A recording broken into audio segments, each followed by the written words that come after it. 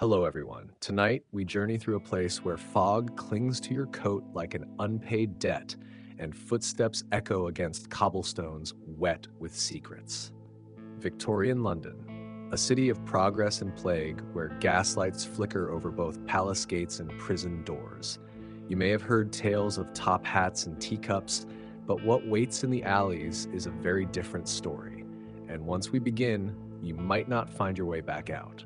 So before you get comfortable, take a moment to like the video and subscribe, but only if you truly enjoy what I'm doing here. And let me know in the comments where you're watching from and what time it is for you right now. It's always heartwarming to see how far this cozy little community of nighttime historians has spread. Now dim the lights, maybe turn on a fan for that soft background hum, and let's begin tonight's journey together. Let's rewind the clock to the 19th century, to the teeming, gaslit streets of London. The air hums with the noise of a growing empire. Carriages clatter over stone, newsboys shout the latest horrors, and the scent of coal and damp wool seems stitched into every breath. But beneath this industrial heartbeat lies another rhythm, quieter, rougher. The rhythm of hunger, of footsteps trudging home on frostbitten feet, of muffled cries swallowed by smog. And it's here, in the overcrowded slums of East London, that we meet a boy named Billy. Billy is 12 or maybe 13. It's hard to be sure when you've never seen a birthday cake. He's skinny in the way poor children always are, with sharp elbows, fast hands, and the kind of eyes that memorize exits before introductions. At sunrise, when the richer parts of the city are still stretching in silk sheets, Billy is already knee-deep in the muck along the River Thames. He is what they call a mudlark, which sounds poetic until you realize it means he scavenges the low tide for anything valuable. A lump of coal, a tangled bit of rope, the rare glint of a coin dropped by someone luckier. The mud sucks at his bare feet like it's trying to drag him under. Shards of glass bite into his soles, but Billy doesn't complain. A good day means he finds enough coal to keep the fire going back home, a few more hours of warmth for the people waiting in the cold. But Billy's not just a mudlark. He's also a tosher. And if mudlarks flirt with the filth of the surface, toshers dive headfirst into London's underbelly, literally. Billy ventures into the sewers. Yes, the actual sewers. Imagine crouching in pitch darkness, ankle deep in a river of things we don't talk about before bedtime, hoping to stumble across a lost earring or a coin washed down with yesterday's waste. He moves by feel, holds his breath when the stench rises, squints at the faint light trickling down through grates. Most importantly, he listens, always. Because when the tide starts to return, it doesn't knock. It rushes in with a roar. And if you're still down there when it does, you're gone. No second chances, no rescue party. And yet, Billy keeps going. Not because he's brave, though maybe he is, but because he doesn't have another choice. For every item he finds, every copper penny he earns is another bit of life bought for his family. It's not survival, it's a negotiation with the city itself. A dirty, dangerous bargain made every day before breakfast. At the end of it all, Billy goes home. And home is generous. It's a single room, barely wider than a horse cart, where his entire family sleeps, crammed together like spoons in a drawer. There's no privacy, no quiet, no fresh air, just damp walls, bodies breathing in unison, and the faint rustle of rats who have long since stopped being guests. The room is always too hot or too cold. The ceiling leaks when it rains, which is often. The smell is a cocktail of old food, wet fabric, and the kind of mildew that becomes part of your wardrobe. And yet, it's better than nothing. Because outside on the streets, there are worse fates waiting with open arms. And this harsh, tireless, forgotten world is only the beginning. When you wake up in the East End, it's not to bird song or sunlight gently warming the windowsill. It's to coughing. The wheeze of a tired lung, the baby crying, the clatter of someone chasing off a rat with a broom that's more stick than bristle.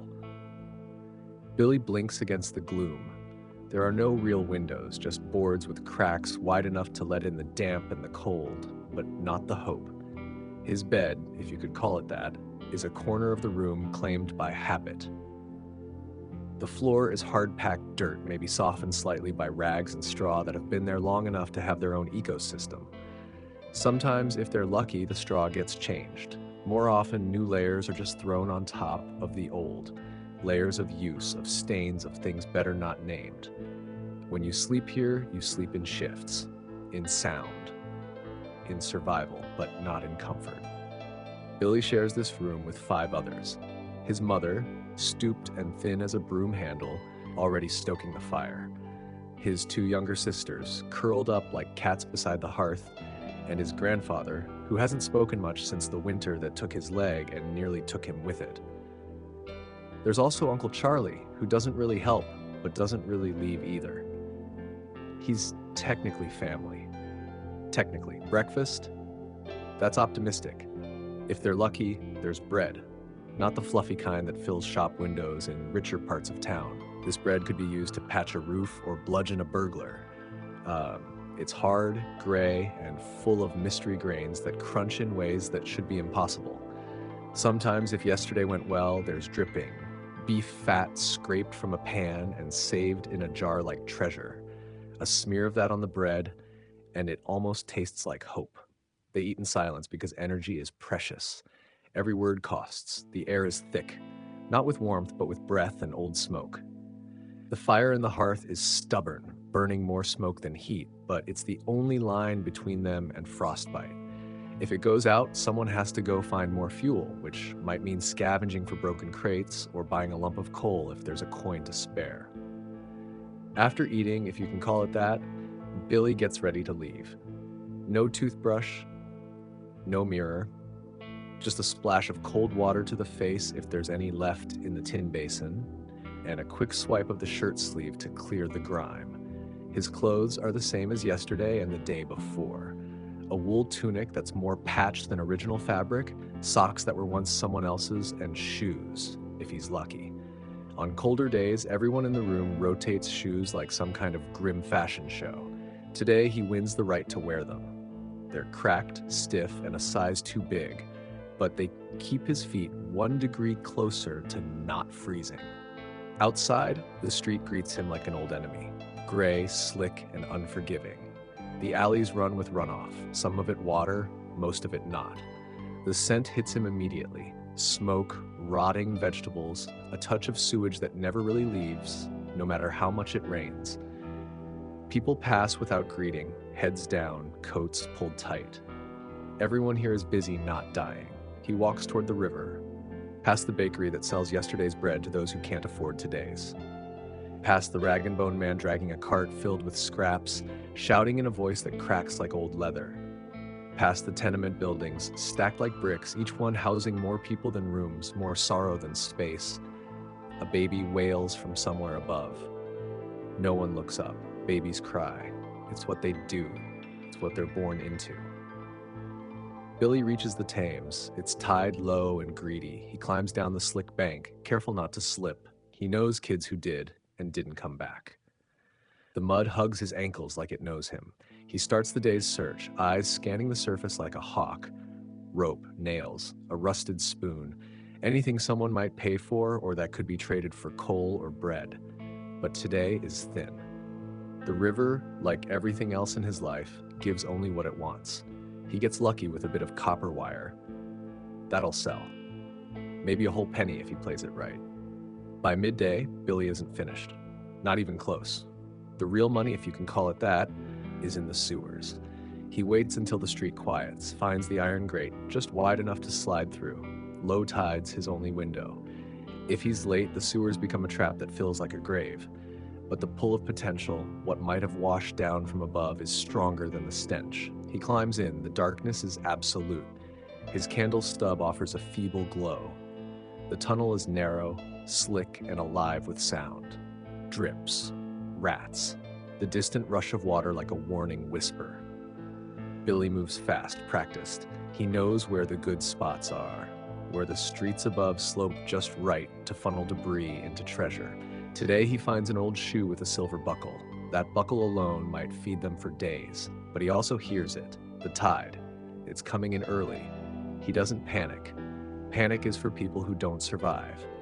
He turns fast, slipping in the filth, shoulder-scraping stone, and climbs back the way he came.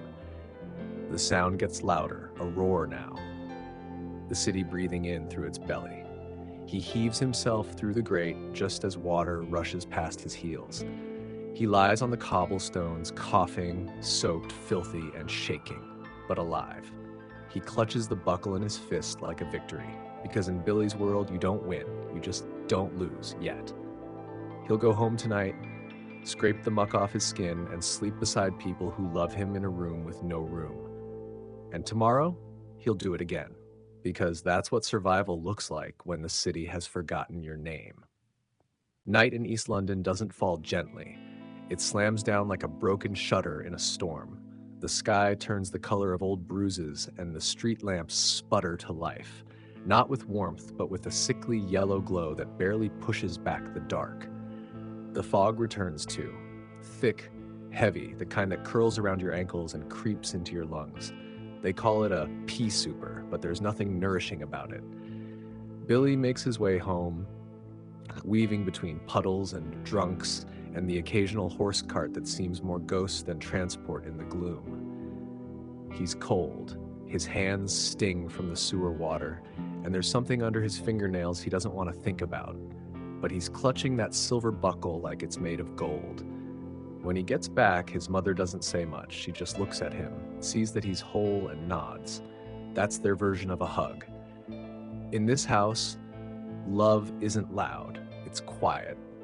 It's survival. The fire is still going, though it's more smoke than flame. The others are huddled close. His youngest sister, barely more than a bundle of bones and wool, coughs in her sleep. Grandfather stares into the hearth like it might show him something other than what's real. Billy hands over the buckle. His mother runs a thumb over it, eyes narrowed. "This'll fetch a bit," she says, and it's the happiest she's sounded in days. Dinner, if you insist on calling it that, is ladled into bowls. A watery stew made from yesterday's scraps and the day before's water. There might be a bit of onion, possibly a shred of meat, though it's hard to tell if that's wishful chewing. Still, it's hot. It's something. And tonight, that's enough. They eat in silence again, because stories require energy and nobody here can afford to spend that much. Afterwards, they settle in for the night. Blankets are passed around, scratchy, thin, and smelling of damp wool and old smoke. Billy curls up in his corner, the straw beneath him rustling like dry leaves. Sleep comes fast. It always does when you're this tired, but not everyone has even that. Just a few streets over, the workhouse gates are closing. For the truly desperate, the workhouse offers shelter, food, a place to sleep that doesn't have to be stolen. But the price, everything else. Inside, men and women are separated, families torn apart by policy and bureaucracy. Children are marched off to their own quarters, parents left to worry and wonder through sleepless nights. Belongings are confiscated, names are written in ledgers by tired clerks with ink-stained fingers, and dignity is left at the door. In one of these grim institutions, a young woman named Emma once found herself. Not long ago, when her family hit rock bottom, the workhouse was their last option. She remembers the scratch of the blankets, the taste of the gruel, the endless clatter of boots on stone. She remembers being told when to wake, when to work, when to eat, and how much was too much to ask for. She remembers how quiet it got after lights out. Not peaceful, just empty. Emma eventually left, not because she was saved, but because she had nowhere lower to go. She walks the streets of Whitechapel now, at night, wrapped in a shawl that does nothing against the cold or the stares. She doesn't have many options. The kind of work available to women like her isn't listed on any job board, but it pays enough to eat, most days, enough to rent a spot in a lodging house where the floor isn't always moving with lice. She avoids the police, avoids the men who don't take no for an answer, avoids getting sick, though that's a battle she's losing. Some nights she doesn't sleep at all, just walks, hoping to be invisible. Other nights, she stares into the fog and wonders if disappearing wouldn't be easier. She isn't alone. There are hundreds like her, thousands, each one with a story, each one holding on to something, anger, hope, nothing. The city doesn't care. The city just keeps breathing. Back in Billy's room, the fire has died to embers. His mother pulls the blanket tighter around her shoulders, staring at the dark ceiling, listening to the city creak and cough around her. She thinks of the workhouse, of how close they've come. She swears they won't go back, not if she can help it. And she can't help much. But sometimes that's enough. Outside, the fog thickens. The city sleeps, or pretends to, and somewhere a shadow watches from the corner of a gaslit alley. But that's a story for another night. The docks of London never sleep. Even before the sun dares rise above the rooftops, the air around the River Thames is already thick with motion. Ropes creaking, crates thudding onto cobblestones, and the sharp bark of orders shouted across the clamor. This is the city's stomach, where ships from around the world pour in their cargo: spices from India, tea from China, rum from the Caribbean, and the dreams of men strong enough to unload them. Billy sometimes comes here to watch, not because he plans to become a docker. At 13, he's still too small, too wiry, too easily crushed beneath a barrel gone sideways, but because here he can see the machinery of empire in motion. It doesn't make his life better, but it reminds him he isn't entirely forgotten. The world still moves, even if it's not moving for him. The dock workers are a breed apart. Thick arms, thick accents, backs bent from years of labor. Their shirts are soaked with sweat before breakfast, and every bruise tells a story. There are no safety rails, no unions. If something falls, you move or you're maimed. Simple rules, brutal consequences. One slip of a crate and a leg is gone. A rope frays and someone drowns. There's no compensation. No one calls a lawyer. You just stop showing up, and someone else takes your place before your body's even cold. For many of these men, it's the only work they've known. Some are former soldiers sent home with medals and empty pockets. Others are just fathers trying to feed families crammed into rooms like Billy's. And some, too many, are boys who lied about their age to lift something heavier than their future. Further along the river, the factories begin to hum. These are the lungs of industrial London, choking and billowing and rattling into life with a sound that never truly stops. Inside, under flickering gaslight, workers stand elbow to elbow beside machines that don't care if you're tired or bleeding. The air tastes like ash and iron. This is where the women and children go. It's not because they're better suited to the work, it's because they're cheaper, and their small fingers are perfect for threading narrow parts, for reaching into gears that bite back when disrespected. No one teaches them the machines. They learn by doing. And when they make a mistake, it becomes permanent. The noise is endless. Shouts are swallowed. Accidents unnoticed until they stain the floor. Billy has heard stories of girls losing fingers, of boys coughing blood after too many weeks in the dye rooms, of the heat from the vats making people faint, only to be dragged aside so the line doesn't stop. And still, they come. Because a few coins a week is more than nothing. Because starving slowly is slower than losing a limb. At the Bryant and May Match Factory, the workers are mostly girls, some as young as Billy. Their job? Dipping matchsticks into a phosphorus mixture so toxic it glows. The room is filled with fumes, white, ghostly. It clings to their clothes, their skin, their breath. After a while, their faces begin to ache, then swell, then rot. It's called phossy jaw, a medical term that sounds too clean for what it is, the jawbone dying from the inside out, turning these young girls into shadows of themselves. Some wrap scarves around their faces, others simply disappear. But then something remarkable happens. In 1888, a woman named Annie Besant writes about it, loudly, publicly. She tells the world what's happening in those glowing rooms. She prints names, describes symptoms, dares the city to look away. And the match girls, they walk out. It's one of the first strikes led by women in London. They don't have power or money or anything resembling safety, but they have each other, and for once, that's enough. The city listens, not because it cares, but because it's embarrassed.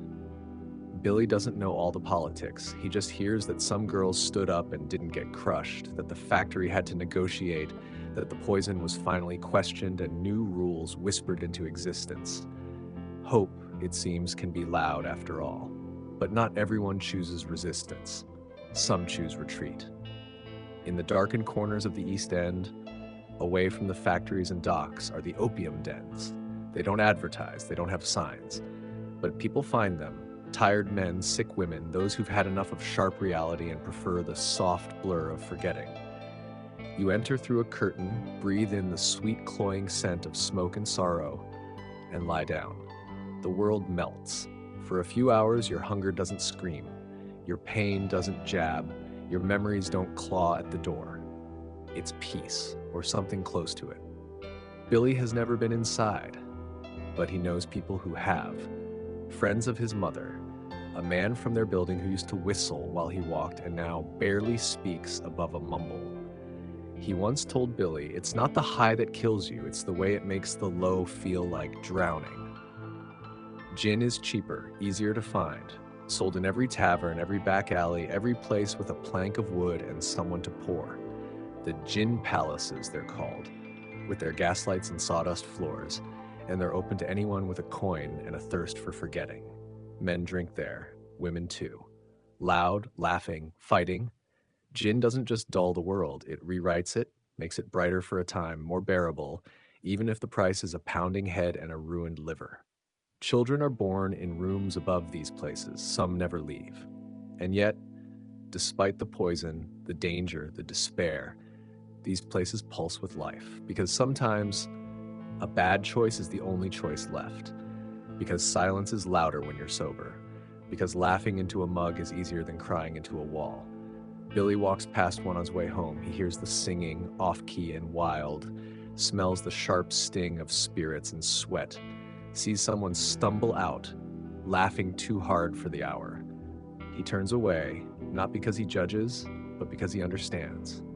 Everyone in this city is running from something. Some just don't make it as far. Fog doesn't just settle in Victorian London, it devours. By morning, the city feels like it's been swallowed whole, turned inside out and dipped in smoke. The air tastes of soot and sulfur. Even the light from gas lamps fights to cut through it, casting more shadow than clarity. These are the pea supers, and if you've never walked through one, imagine trying to find your way through a damp wool blanket, one that smells like chimney ash and wet boots. Billy knows this fog well.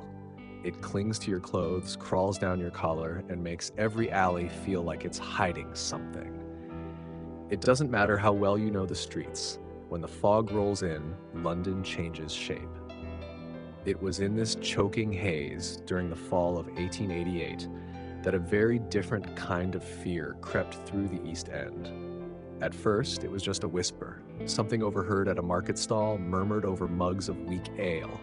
Another woman found dead, throat cut, no witnesses. But this was Whitechapel, after all.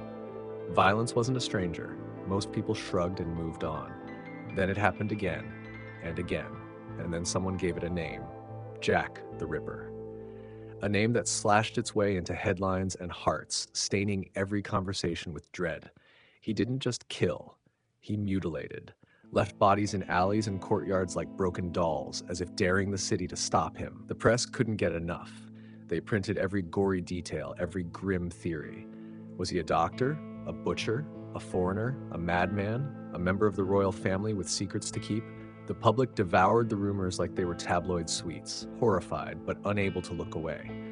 For the women of Whitechapel, the fear wasn't abstract. It had a pulse, a shape, a possibility waiting around every corner. Most of the victims were like Emma, poor, vulnerable, like invisible to most of society until their deaths became front-page news. Emma's shawl felt thinner those weeks. Not physically, though it was, but emotionally. She walked faster, avoided eye contact, checked over her shoulder even in daylight. The other girls did too. They whispered to each other about curfews, about sticking to groups, about not going out at all unless absolutely necessary. But when surviving depends on the street, how do you stay safe indoors? Policemen patrolled more, but it was mostly for show. They had no answers. Their boots echoed through alleys, their whistles pierced the fog, but Jack always slipped through. London's labyrinth was his ally.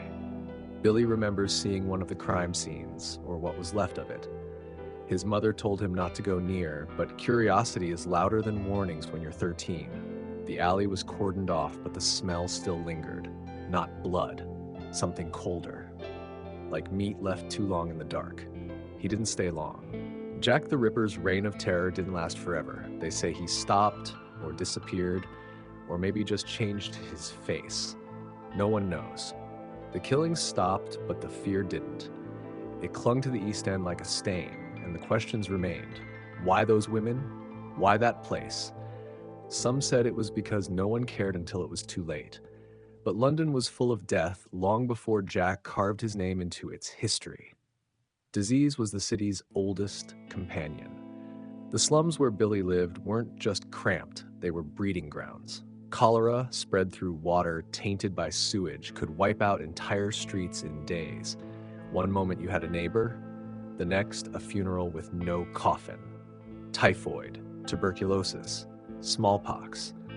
They weren't just words in medical books. They were the things your family whispered about when someone started coughing, when the fever didn't break, when the doctor didn't bother to come. There was no health insurance, no real hospitals for the poor. Medicine cost money, sometimes even prayer did. People turned to herbalists, to remedies passed down by desperate grandmothers, to hope disguised as boiled leaves. Billy had watched children fade, neighbors vanish. Once, a boy his age simply didn't wake up. He remembered seeing the mother carry him out, wrapped in a sheet, face like stone. But even death came in classes. The rich had mourning rituals, dresses in black silk, gloves, carriages with velvet cushions, and grave plots guarded by stone angels. Queen Victoria herself wore black for 40 years after her husband died. Grief for the wealthy was a performance, an art. For the poor, death was quieter, colder, more practical. You buried them if you could. But graves weren't cheap. And when the money ran out, well, some people got creative or desperate. Enter the resurrection men. They worked at night, quietly, methodically, digging up fresh corpses to sell to medical schools for dissection.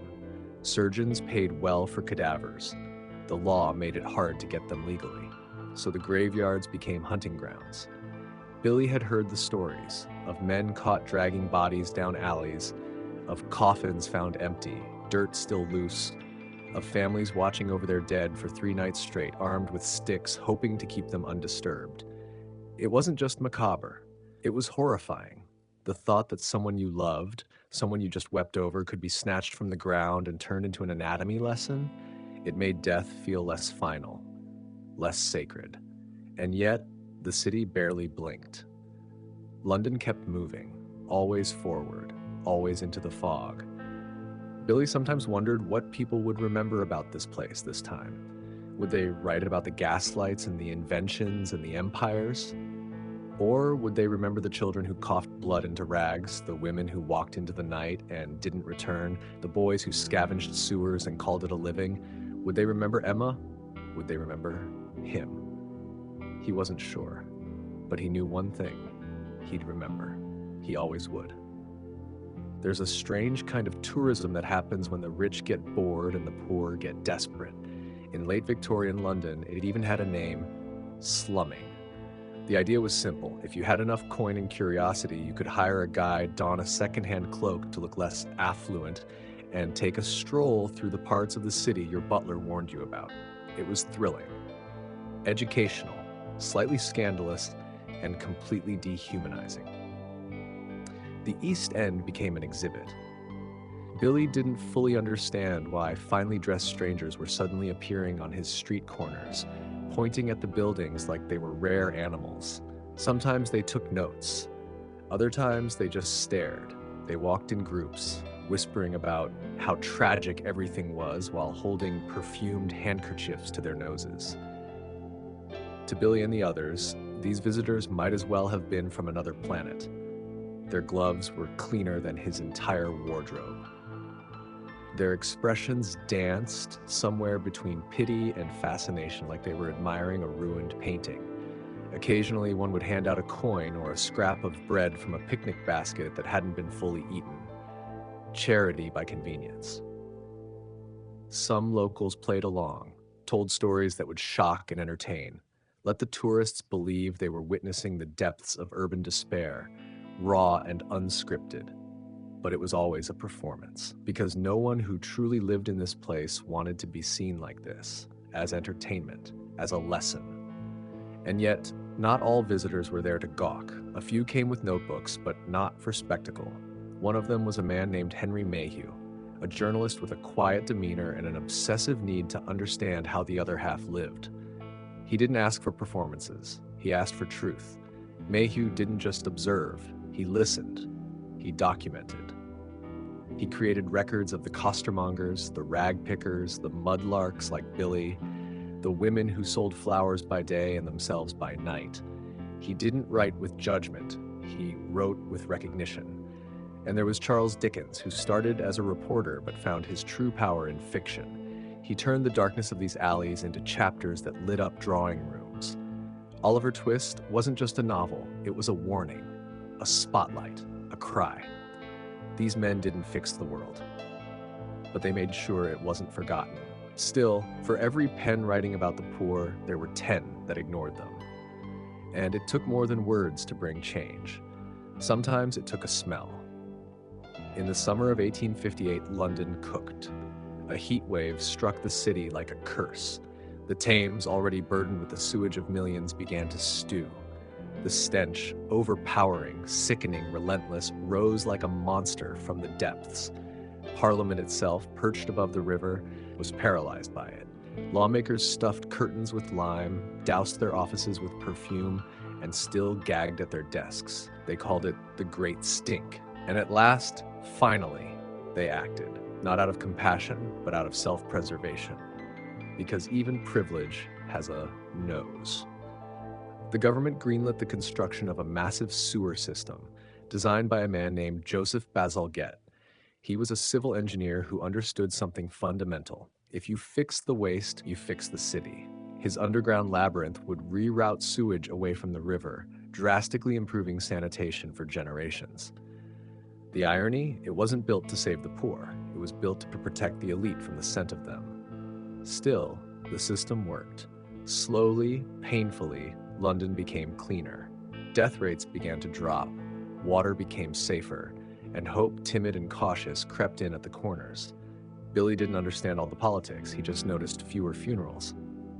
The river didn't smell quite as deadly, and there were fewer nights where someone screamed out from their window about a child gone feverish. Change didn't mean comfort, but it meant survival. A little further down the road, a new kind of building was rising, model tenements. Housing designed for working families. Brick walls instead of rotting wood. Windows that opened. Shared courtyards with pumps that gave clean water. They weren't luxurious, but they weren't death traps either. Billy and his family didn't live in one. Not yet. There was a waiting list longer than the street he grew up on. But he'd walked past them, seen the flower pots on sills, heard the laughter of children that didn't sound hoarse. It looked like another world. And for the first time in his life, he wondered, truly wondered, what it would be like to live somewhere without dread curled under the floorboards. Some nights, his mother talked about it. She'd sit by the fire, turning the buckle he'd found over in her hands, and dream out loud about one of those new buildings, with doors that locked, with walls that didn't whisper in the wind, with a bed that didn't fold in the middle because the slats had rotted through. Billy listened, because dreams were contagious. And even if reality was stubborn, even if poverty fought back with every tooth it had, there was something in the air now. Something more powerful than fog, possibility. He didn't know when things would change, or how much. But for the first time, he wasn't entirely convinced that his future had to look exactly like his present. And in a city where children still scavenged sewers and women still disappeared in the night, that feeling alone was revolutionary. Hope in places like East London is a fragile thing. It doesn't burst in like a parade. It sneaks in, tucked inside a cough that doesn't worsen, a bowl with something more than water and bread, a landlord who delays eviction one more week. It's small, it's quiet, but it keeps you moving. Billy didn't know the word reform. He wouldn't have recognized a member of parliament if they stepped in front of him wearing a sash that read, "I write the laws." But he could feel change in the air, like a shift in the wind. And for families like his, even a whisper of progress felt like thunder. There were new names being passed around in low voices, like charms or spells. People who weren't royalty or merchants or factory owners, but who did something rare in those times. They paid attention. People like Dr. Thomas Barnardo, a man who believed that no child should sleep on the streets. He had opened his first home years ago, offering food and shelter to orphans who would otherwise be lost to the alleys. No payment required, just a need. His motto, no destitute child ever refused admission. Billy once stood outside one of Barnardo's homes, peering through the bars. He saw beds lined up like soldiers, soft and clean. He saw boys his age reading books, wearing socks that matched, smiling without checking who was watching. It didn't feel real, but it was. And even if Billy didn't live there, the idea that such places existed, that they could exist, was enough to plant something in him. A seed, not of envy, but of maybe. Maybe one day. Others followed Barnardo's lead. The Salvation Army, once just a band of preachers with drums, became something more, offering food to the hungry, shelter to the broken, and songs that sounded like hymns sung with fists instead of harps. They marched through the streets not to shame the poor, but to join them. Still, not all help came with kindness. The city's authorities began introducing new rules for housing. Tenements could no longer leak sewage into living rooms. Rooms had to meet minimum light and space requirements. Inspectors were appointed, not always effective, but a start. The poorest parts of London, once invisible on official maps, were being redrawn. Billy's mother heard talk of model dwellings. They were brick buildings with wide courtyards, sometimes with communal washrooms that didn't smell like something had died in them. Rent was higher, but not unreachable. Sometimes charities subsidized it. People whispered about these places the way others whispered about America. Far off, impossible, but maybe real. Meanwhile, the gas lights got brighter. Literally. Newer lamps were being installed, casting more light into streets that had long belonged to shadows. Crime didn't vanish, but it retreated a little, and women began to walk with more confidence. Not because the world was safe, but because the darkness didn't own it completely anymore. Schools were another piece of the puzzle.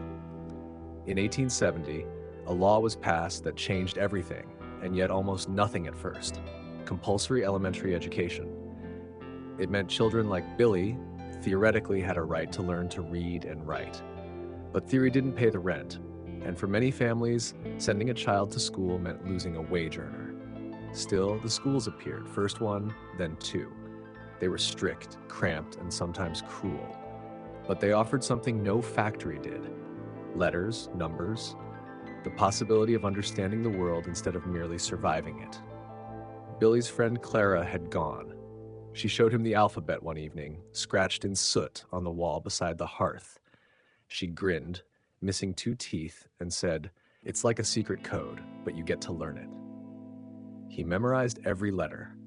Because in a world built to keep you small, knowledge is a ladder. And so the city shifted. It didn't become kind, but it became slightly less cruel. The air still stank, the rent still rose, disease still came for the weakest, and jobs still disappeared faster than coal in winter. But something else had taken root alongside the suffering: resistance. Mothers began organizing. Churches started soup kitchens that fed more mouths than prayers. Newspapers printed not just murders and markets, but the words of the working poor. Strikes happened. Some failed, some didn't. And slowly, painfully, the idea that poverty was not a punishment, but a problem to be solved, crept into public thinking. Billy, of course, didn't see the whole picture. He saw his sister's cough ease after a visiting nurse left herbs and warm cloths. He saw a clean pump installed in the square where water no longer shimmered with strange oils. He saw fewer funerals that required a neighbor's cart. He still climbed through sewers, still scavenged the banks of the Thames. But he began to imagine something more. He began to believe that maybe, just maybe, his children wouldn't have to. And in East London, in that era, hope didn't look like victory. It looked like survival, extended, like laughter between coughing fits, like a roof that didn't leak that week, like Billy looking up at the sky, not to curse it, but to wonder what else it might hold. Billy had learned long ago not to look too far ahead. Plans were luxuries. In East London, you thought about the next day, maybe the next week if you were feeling bold. But now, for the first time, there was something ahead that felt like more than routine. A sense that tomorrow might not be identical to today. It wasn't a revolution. It was something quieter, a shift. On a brisk morning that smelled of coal and damp wool, Billy woke to the sound of a hammer.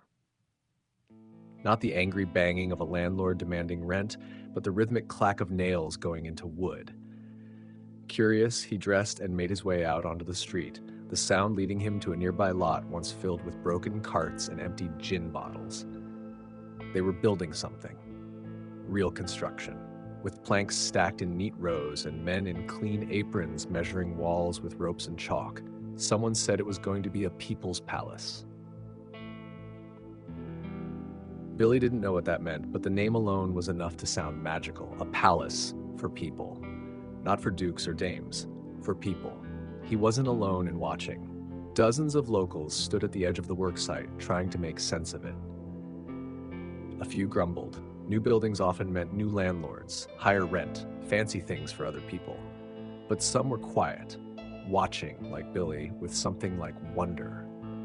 The palace would be a place to gather, they said, to learn, to sing, to read books. Books, the kind you didn't have to steal or beg to touch. There would be music and lights and maybe even heat in the winter. It didn't feel real, but the foundation was going in all the same. Billy thought about that palace when he went back to work that day. The river was low, exposing slick, treacherous mud and the familiar shimmer of discarded metal.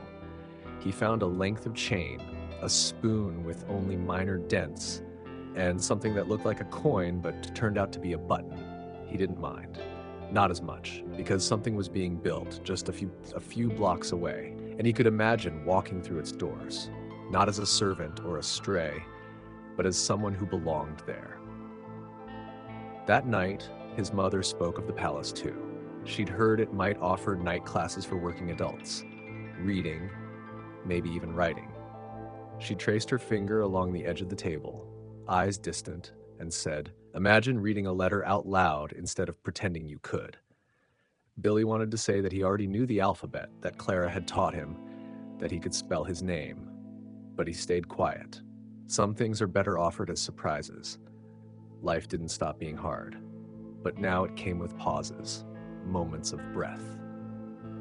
That week, a woman down the hall gave birth, and a nurse arrived.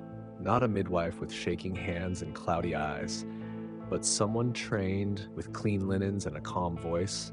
The baby survived. That was news.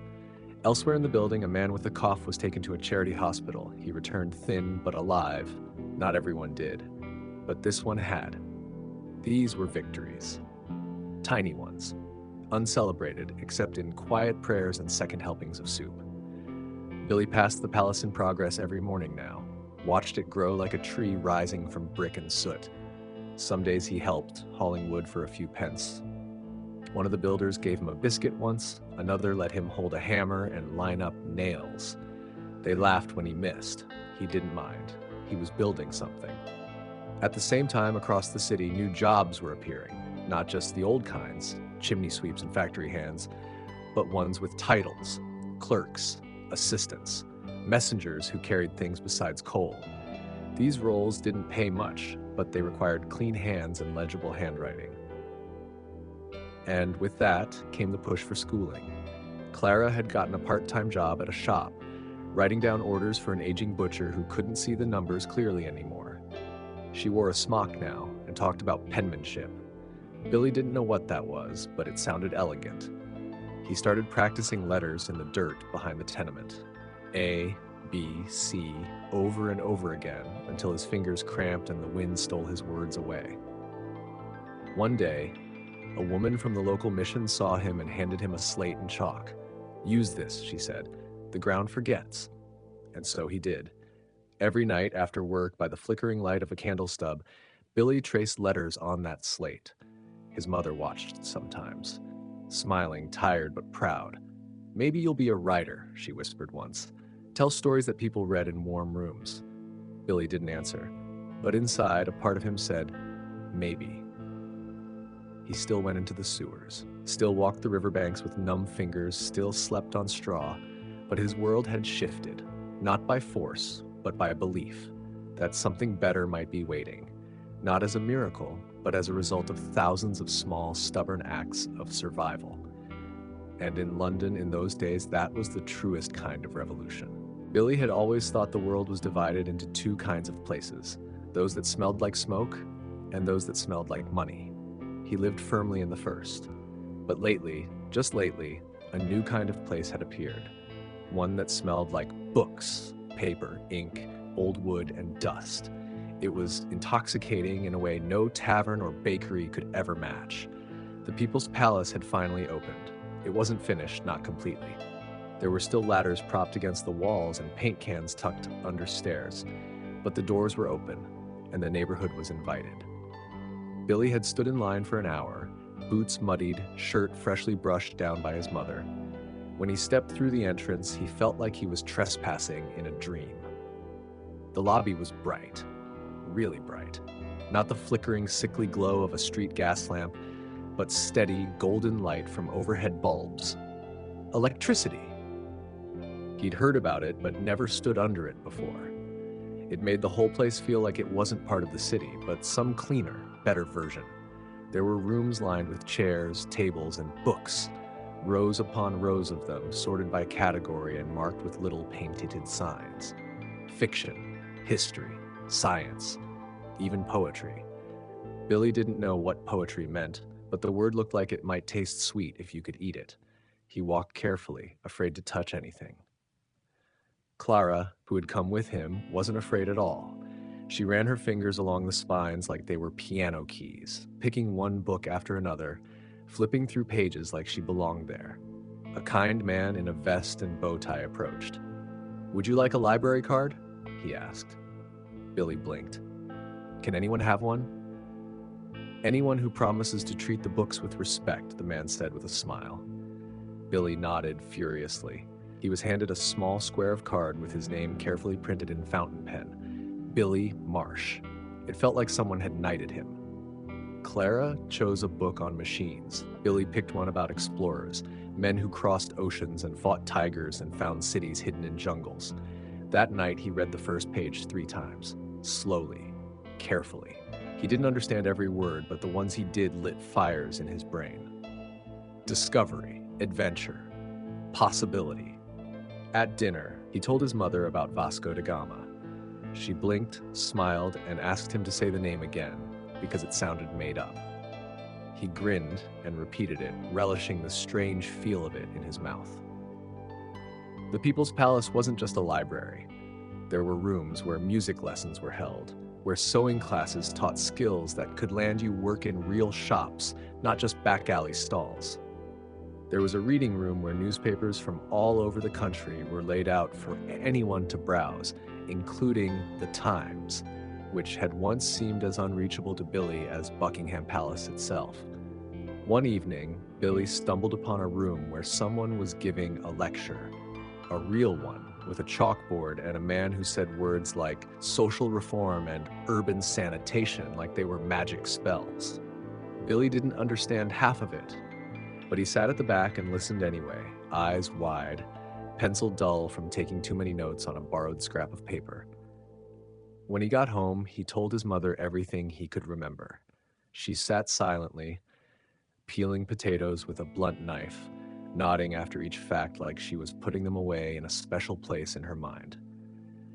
"You're going to outgrow this street," she said quietly, "faster than we will." Billy didn't know how to respond to that. He didn't want to outgrow her, or his sisters, or the room that had held their family together through freezing winters and coughs and disappointments. But he knew she was right. The People's Palace didn't fix everything. The streets were still dangerous, the fog still rolled in thick as wool, rent still came due, food still ran low, and some nights the rats in the wall were louder than the fire. But now, there was something else too. There were children who went to school in the morning and the palace in the evening. Teenagers who used to fight over bread now debated over politics and history. A girl named Esther, who had worked as a cleaner, had started teaching herself French from a book she found on a donation shelf. And Billy, mudlark, tosher, boy of the sewers, was reading about stars. One night, he sat on the roof of the tenement, the only place in the building where the air didn't taste like mildew, and opened a book about astronomy. He'd borrowed it that morning. The pictures were blurry and the words dense, but the idea that people had mapped the skies, written down their names, and passed them on for others to read, it made him dizzy. He looked up. The city lights blurred most of the stars, but a few winked down stubbornly through the fog. Somewhere up there, someone had seen them, named them, recorded them. Not a king, not a soldier, a scientist, a thinker. Billy wanted to be one of those, not a star, but someone who noticed them. And that was the gift the People's Palace gave him. Not comfort, not certainty, but permission. Permission to imagine a version of himself beyond survival. To dream not of escape, but of expansion. To believe, stubbornly and without evidence, that the world was a story he could read and maybe even one day write. And in a city that had long turned its back on boys like him, that was nothing short of a miracle. Billy didn't realize just how much the world had changed until he saw a chimney sweep smile. Not a forced, exhausted grin meant to coax an extra farthing, but a real smile, wide, teeth crooked but proud, as the boy showed off a certificate from evening school. Billy had seen him before, covered in soot, coughing between sentences, scaling brickwork like a spider. Now here he was, hands still blackened but holding something clean. Proof he could read. Proof he mattered. That smile stayed with Billy the whole day, because when chimney sweeps start smiling, you know something strange and miraculous is happening. The city was still brutal, yes, but lately it had started to feel like two Londons were growing side by side. One of smoke and struggle, the London Billy had always known, and another shimmering faintly just above it like heat over cobblestones. A London of letters, certificates, polite voices, and possibilities. And sometimes, if you worked hard enough, you could step from one to the other. Just for a moment. That week, Billy got a job. Not scavenging, not toshing. A real job, with hours and tasks, and most astonishingly, a weekly wage. A woman from the People's Palace had noticed him sketching letters in the dirt outside one morning. She ran an errand service for a local solicitor and needed a messenger. Someone fast, quiet, careful. Someone who wouldn't get distracted. Billy, with hands still cracked from sewer water and boots held together with string, said yes before she even finished the offer. The solicitor's office was located in the quieter, cleaner part of town, Holborn. The kind of area where the streets had names you didn't dare mispronounce, and the shop windows gleamed like promises. Billy arrived early on his first day, breathless from running and nervous enough to fidget with his cap for 10 minutes before knocking. But once inside, he was handed a satchel, a list of names, and a route. Don't talk unless spoken to. Be polite. Be quick. And don't drop anything, said the head clerk. Billy nodded like his life depended on it. Because in a way, it did. He ran letters across the city, legal documents, business proposals, handwritten notes sealed with wax. He learned shortcuts, alleyways where the fog cleared first and which doorbells stuck when pressed too hard. He didn't always understand what he was delivering, but he felt the weight of importance in every envelope. Each afternoon he returned with the satchel empty and the same look in his eyes. Focus, determination, a touch of disbelief. The pay wasn't much, but it was honest. No more wading through muck or hauling wet ropes. No more fighting for turf with older boys or dodging constables who frowned on mudlarks. At night, he still read by candlelight, his slate now filled with neater letters, his books marked with scraps of cloth for bookmarks. He took notes in a ragged little notebook someone had thrown away, its cover patched with tape, its pages priceless. One evening, he handed his mother half his wages. She stared at the coins as if they might vanish. "You keep the rest," she whispered, pressing them back into his hand. "But we need." "We do, but so do you." So Billy kept a single shilling in his pocket. Not for food, not for rent, for savings. A word he never thought he'd use, a word that sounded like a ladder in the dark. Weeks passed, then months. The cold came again, but the fire stayed lit a little longer this year. His sisters both had shoes that matched, and his grandfather had a real scarf instead of a strip of curtain. And Billy? He had a routine. He woke early, washed with water that no longer had to be heated on a stolen coal, put on a jacket, not new, but less ragged, and walked into a world that, for the first time, seemed to be expecting him. Sometimes he still went to the docks, not to scavenge, but to listen. Men still shouted, crates still fell. But now he understood the system better. The names on the shipping manifests matched the ones he carried. The goods he once fought to find in the river now passed through his hands wrapped in clean paper. He saw Emma once, too, by chance. She was walking near Spitalfields, bundled against the wind, her eyes tired, focused. She looked, well, not rich, not clean, not carefree, but alive, whole. She was carrying books. They didn't speak, just nodded. And that was enough. It meant survival. It meant persistence. It meant both of them had made it, at least this far. Billy knew he wasn't done, that London still had 1,000 ways to ruin a person, that one bad week, one lost job, one illness could snap the fragile ladder he was climbing. But for now, he had footing. He had purpose. And when he sat in the People's Palace one night, surrounded by strangers and stories and soft light, he let himself do something rare. He relaxed. Just a little. Not because the world was safe, but because for the first time, it wasn't trying to swallow him whole. It's a strange thing, climbing out of the dark. Not all at once. Not like in stories where a single decision changes everything, but in fits and starts. Like blinking in the morning sun after a lifetime underground, startled, skeptical, and quietly hopeful. That's how it felt for Billy. Every step toward the light was accompanied by doubt. The fear that maybe someone would notice, a boy like him trying to belong in places not made for boys like him, and send him back to the soot, the stink, the sewers. But no one did. In fact, people began to notice for different reasons. The solicitor's office kept him on, said he was dependable, said he had neat handwriting. That last bit made Billy grin more than he probably should have. It was only neat because he'd spent hours in the evenings copying letters over and over again until the chalk snapped. One Thursday, he was given a proper satchel. Leather, worn but clean, not borrowed, his. He carried it like it was made of gold. At the palace, things changed too. He stopped sitting in the back, started asking questions.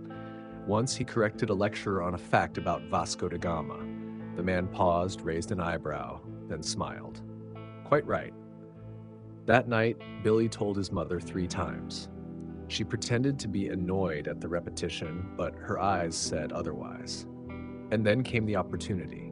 The People's Palace had begun offering scholarships, not just for the children of merchants or foremen, but for anyone who showed promise, anyone who worked, anyone who dared.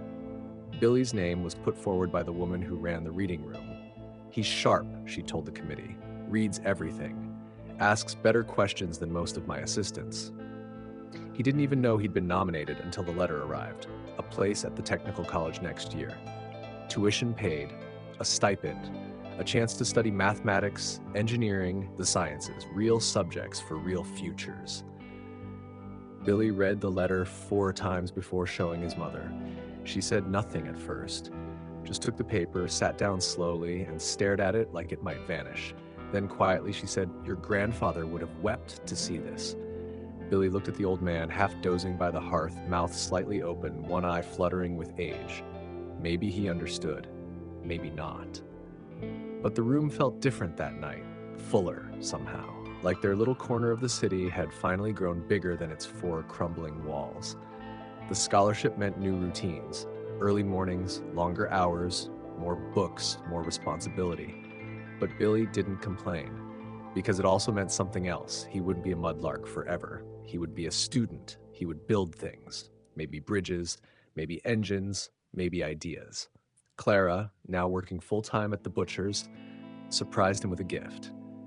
A pencil case, real leather. It's a bit flashy, she said, but you deserve flashy. He didn't know how to thank her, so he didn't. He just used it, every day. The night before his first class, Billy lay awake longer than usual. The room was quiet except for the occasional snore and the hiss of the fire. He stared at the ceiling and imagined a life with chairs that didn't creak, floors that didn't groan, meals that didn't require rationing, and rooms with doors that locked. Not castles, just comfort. Not riches, just enough. And for the first time in his life, he realized something strange. He might get there. Not today, not tomorrow, but someday. And when he did, he wouldn't forget the river, or the sewers, or the fog. He wouldn't forget the soot on his skin, or the smell of bread too stale to chew. He wouldn't forget Emma, or Clara, or the chimney sweep's smile. He would carry them all. Because he was not only rising, he was bringing them with him. You'd think the first day of a new life would feel grand. Trumpets, sunbeams, angels singing. For Billy, it began with a stubborn bootlace and a porridge that clung to the spoon like glue.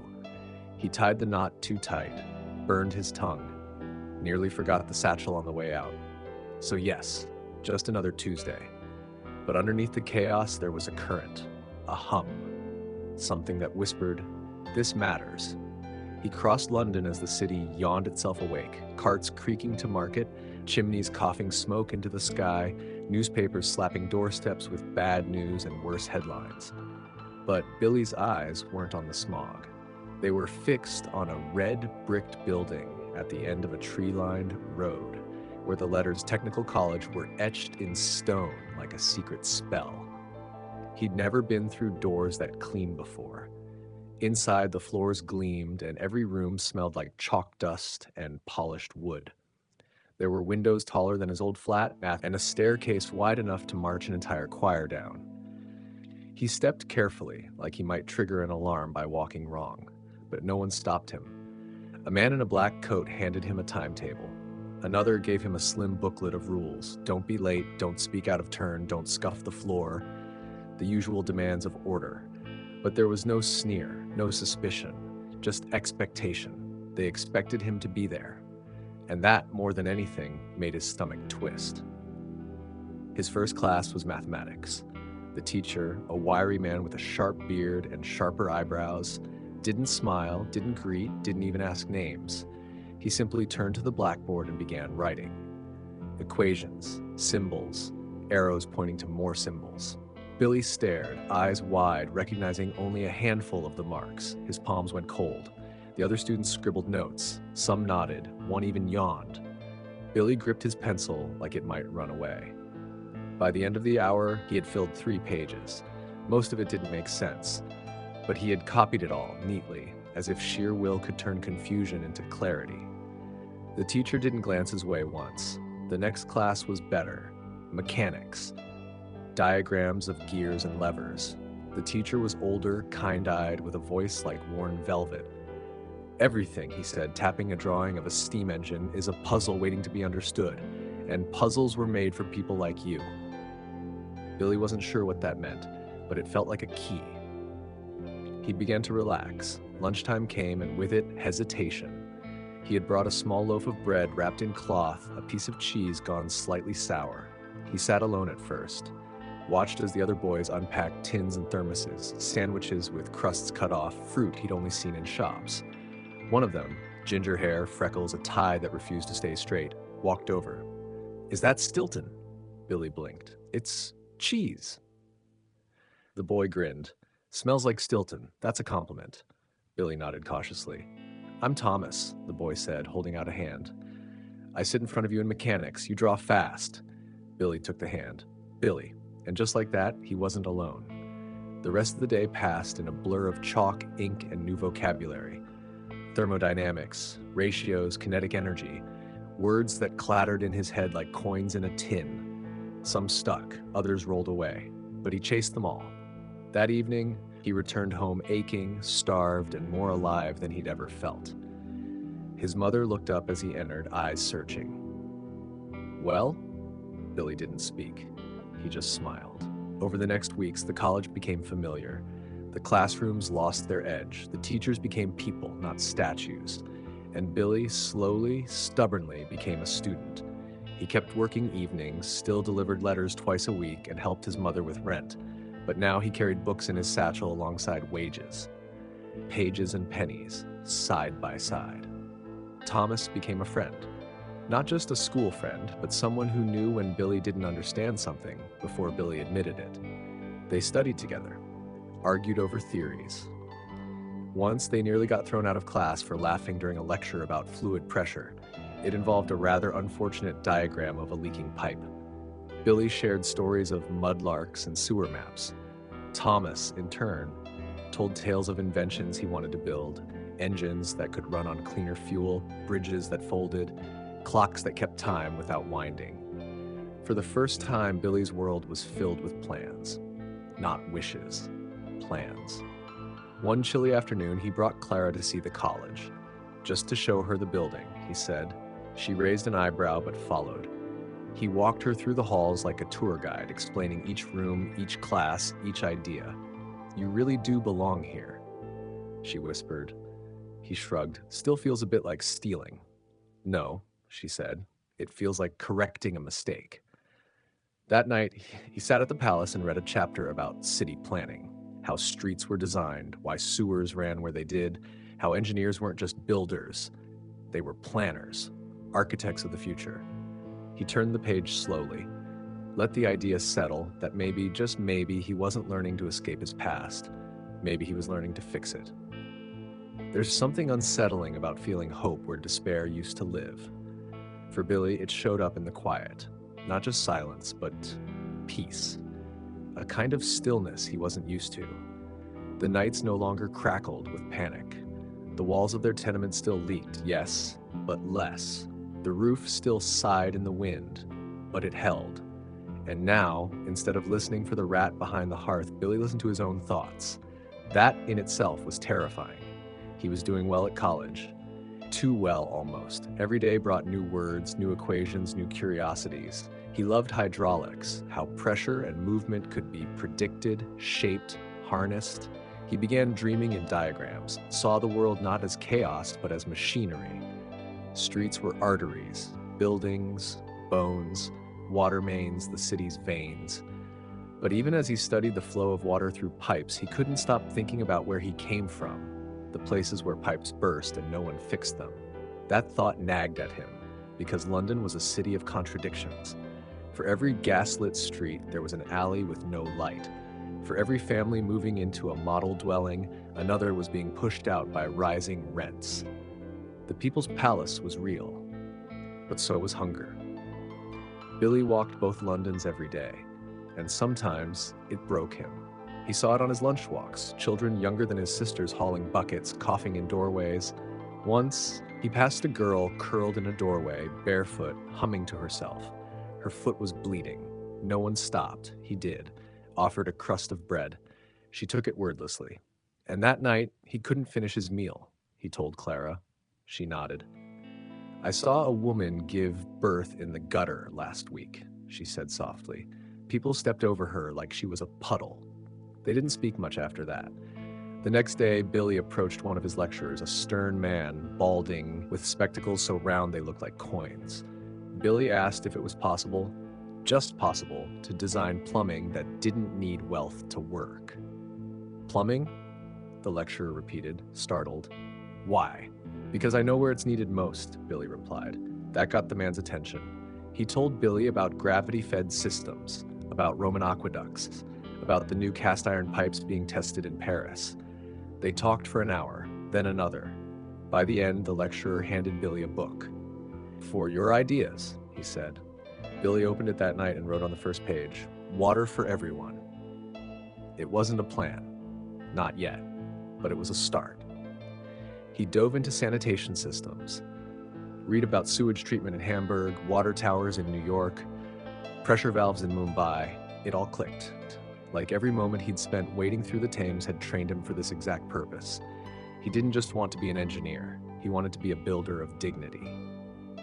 And that changed everything. He began to ask harder questions in class, propose alternate solutions. One assignment asked him to design a small engine. He built a model pump instead, hand-cranked, easy to repair, cheap to construct. For slum courtyards, he said when presenting it. His classmates clapped, his professor beamed. "Who's it for?" one asked afterward. "Anyone no one else is building for," Billy answered. At night, he still returned home, still helped with rent, still read beside the fire. But now every sketch in his notebook had a name behind it, a face, a street. He wasn't dreaming of towers or fame. He was dreaming of taps, showers, toilets that flushed, and maybe, just maybe, a city where no child had to drink from a puddle again.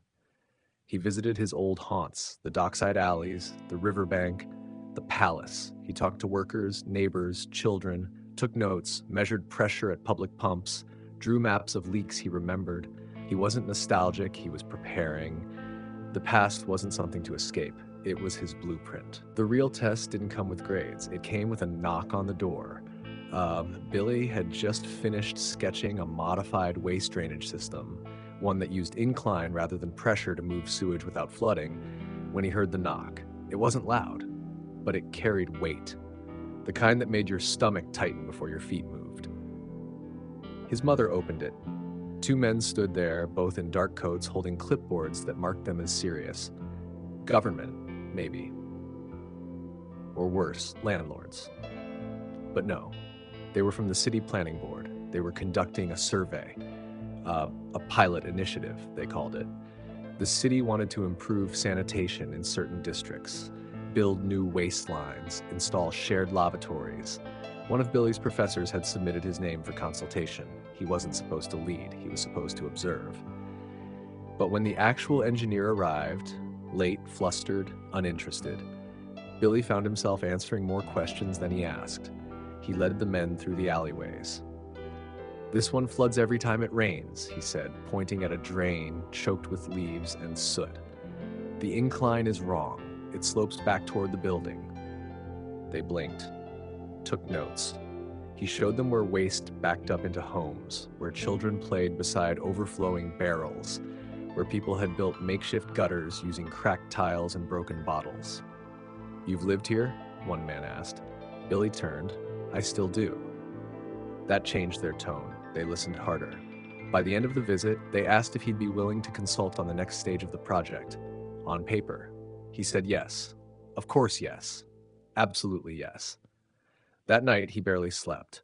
He redrew the street grid from memory, overlaid it with pressure zones and flow estimates, wrote a list of materials needed, costs estimated from the latest municipal bids.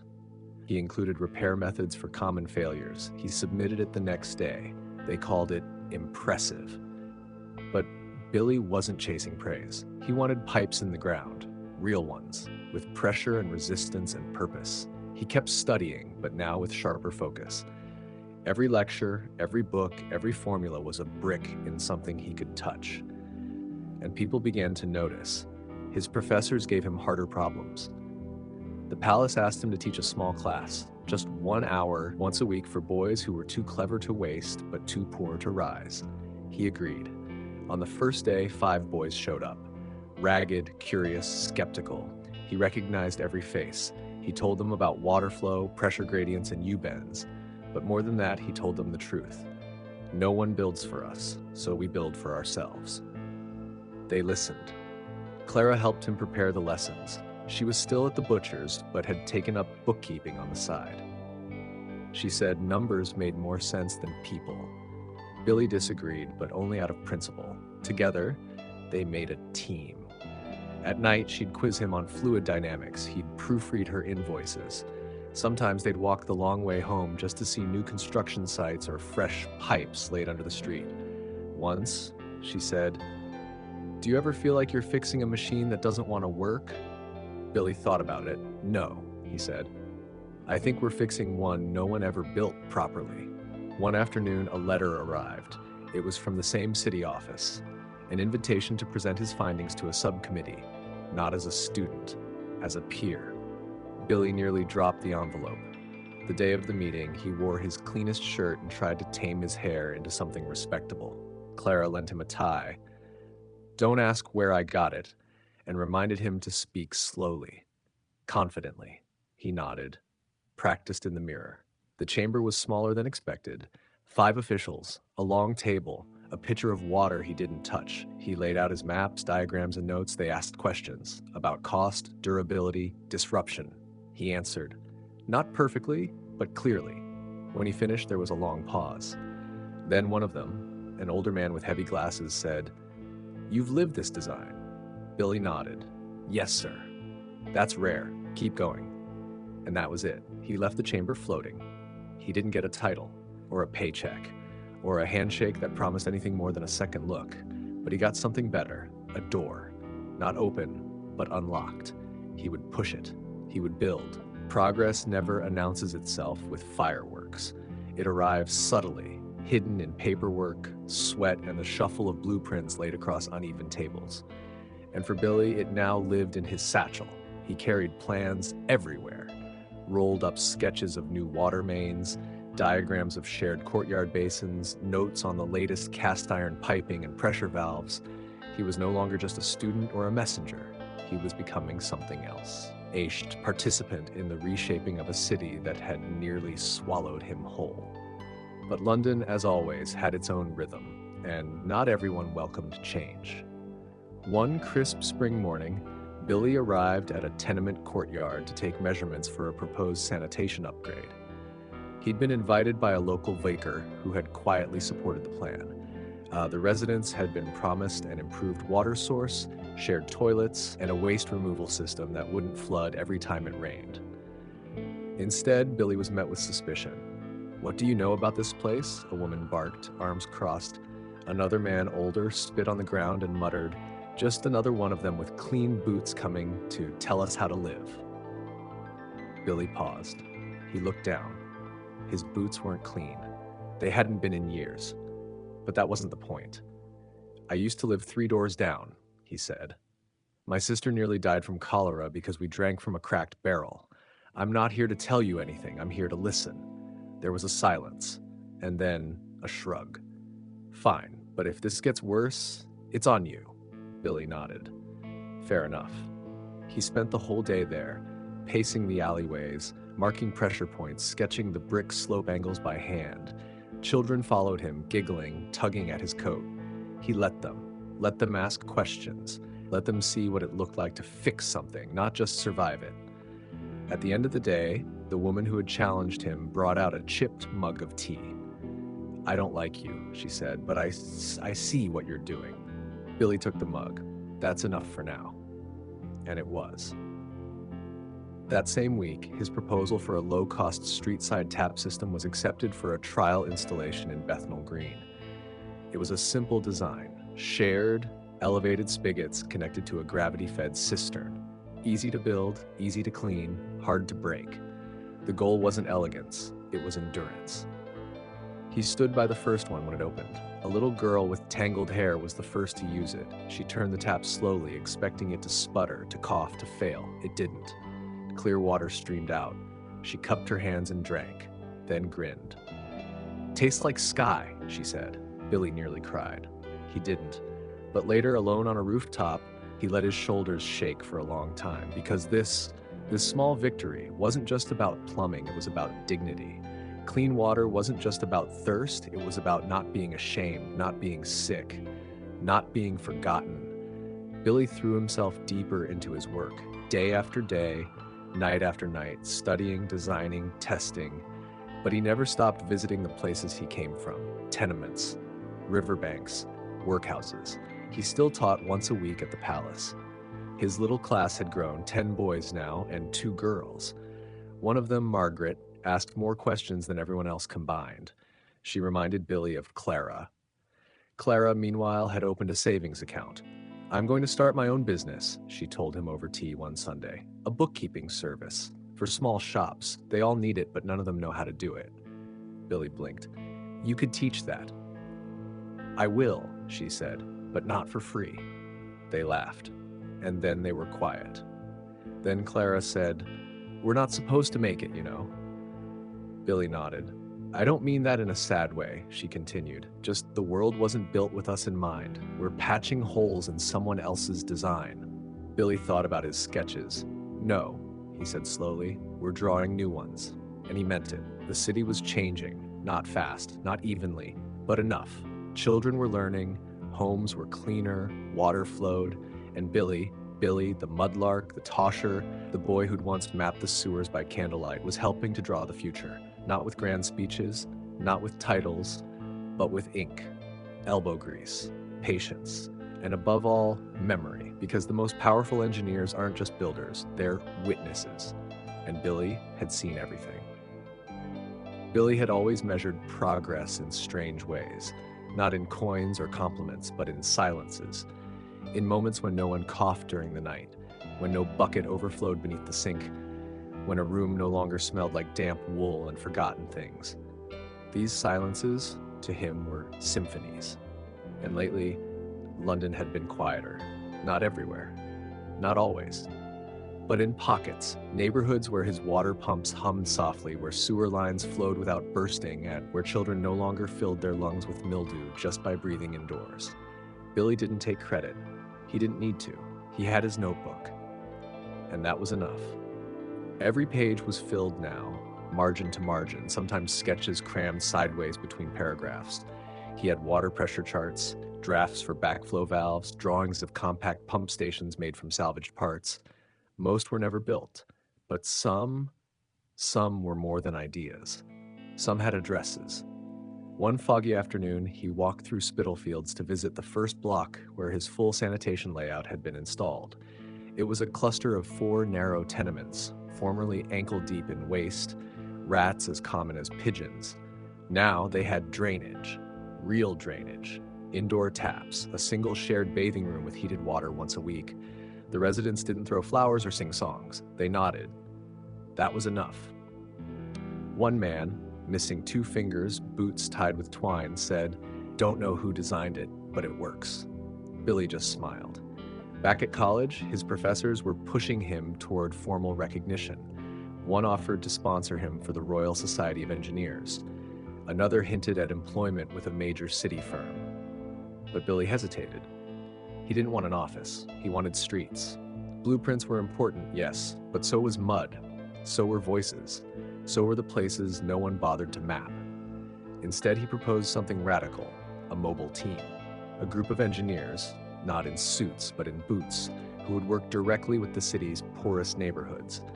Design with them, not for them. Community infrastructure, he called it.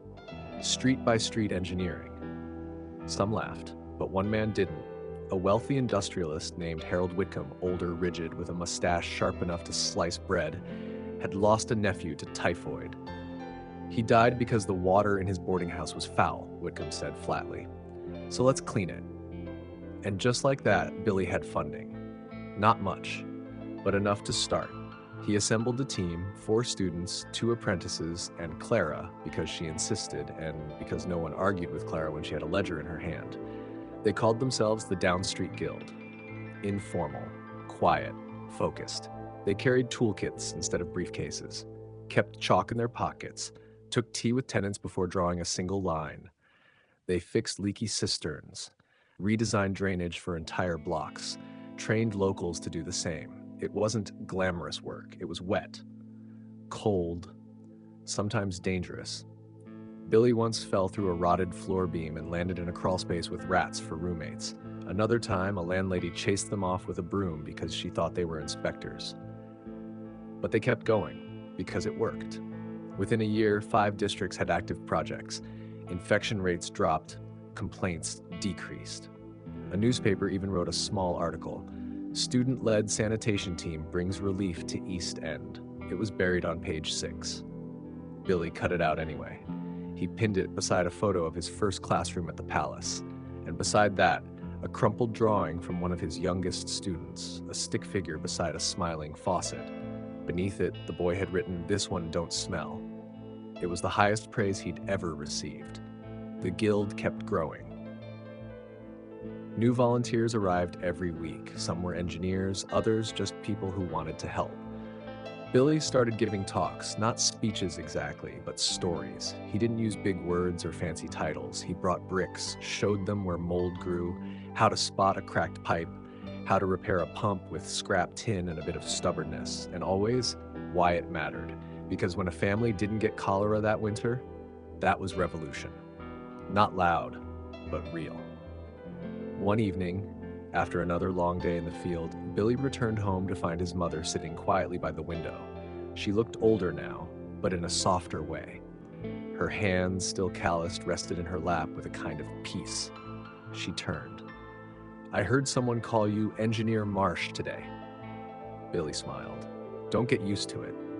"I won't," she said, "but you should." He looked out the window. The streetlights flickered on. A dog barked in the distance. Somewhere, a kettle boiled. And in the quiet between those sounds, Billy felt it again. That hum, that shift, that promise of something better. Not perfect, but possible. He sat down beside her. No words, just warmth. And outside, under the soft glow of gaslight and stars, a city slowly healed, one pipe at a time. Billy never imagined that one day his name would appear on a guest list beside titled engineers and city planners. But there it was, printed in thick black ink. Mr. William Marsh, Downstreet Guild, an official invitation to speak at the London Infrastructure and Sanitation Summit. He held the letter like it was made of glass. Clara read it over his shoulder. "Congratulations," she said plainly. "You're now part of the establishment." Billy laughed. "I still patch my socks with string. Hardly establishment." "Doesn't matter," she replied, taking the letter and pinning it to the wall. "They finally realized you're too useful to ignore." The summit was to be held in one of the grand halls near Whitehall. Gilded ceilings, chandeliers, and enough marble to tile half of East London. Billy showed up early, dressed in his best coat, shirt pressed and tie lopsided from too many nervous tugs. He carried with him a leather folder of plans and the weight of 2 years of work. Clara, of course, had made him rehearse his talk a dozen times. "Say it like you're explaining it to a stubborn landlord," she'd said. Clear, sharp, and with just enough threat to make them listen. Inside the hall, the contrast hit him like a gust of cold wind. Rows of men in fine wool suits, women in corseted dresses, delicate china teacups balanced on saucers. Conversations in hushed, confident tones. Diagrams mounted on easels, neat, polished, expensive. Billy took a deep breath. He'd walked through sewage deeper than his knees. He could handle a room full of architects. When his name was called, he stepped onto the stage with his folder tucked tightly under his arm. He didn't use the podium, didn't read from notes. He just stood and spoke, the way he did in the alleyways and basements of East London. He told them about broken drains, about children coughing themselves to sleep, about mothers boiling water 3 times just to wash their babies. He spoke of the flood of sickness that crept through homes with no pipes, no gutters, no hope. Then calmly he laid out the plan. Not a vision, not a dream, a design. Simple layouts for gravity-fed drainage in tightly packed tenements. A proposal for community taps that wouldn't freeze in winter.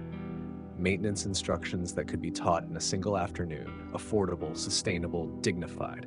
He didn't embellish, didn't dramatize, just told the truth. And for the first time in his life, the room listened.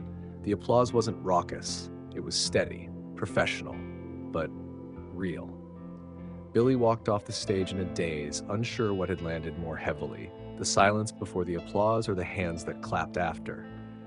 Clara was waiting in the wings, arms crossed, trying not to look too proud. "They clapped," he said, half laughing. "They'd be fools not to," she replied. Within weeks, the invitations began. City committees, pilot projects, public-private working groups with funding attached. Suddenly, the guild had more work than it could handle. Billy didn't try to do it all. He couldn't. Instead, he empowered his team. Thomas now led the design of modular bathhouses. Margaret had become a sanitation educator, teaching school children how water systems worked. Even the younger apprentices, half of whom were barely older than Billy when he started, We're taking the lead on small installations. Clara took over operations, funding, schedules, reporting. I don't trust government math, she said once, so I bring my own. The guild grew from a side project to a citywide model. Billy spent his days in the field and his nights at the drafting table. He barely slept, but he didn't need rest. Not yet. He had purpose. They started mapping out a new zone, one of the worst in London. The alleys behind the brewery on Pitt Street, where the soil was slick with runoff and families kept their windows shut to keep out the stench. No one had touched the infrastructure there since 1803. Billy sketched the whole thing in a single evening. 6 blocks, 20 houses per block, 1 wash station for every 10 units, separate drainage channels for gray water and sewage, rain catchers on every roof feeding into a gravity cistern. He submitted it to the planning board. This time they approved the funding before he left the room. Billy didn't celebrate. He went straight to Pitt Street with a measuring rod, a string line, and a stack of chalk. He marked out each corner, each angle, each incline. People watched him from their doorsteps. What's he doing?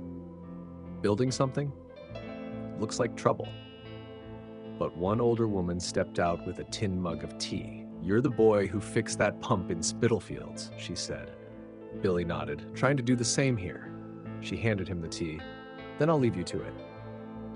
That night, as the fog rolled in thick over the East End, Billy sat on a crate at the edge of Pitt Street, his fingers sore, his boots damp, his notebook half filled with smudges and notes. He looked up at the lamplit haze and allowed himself one thought.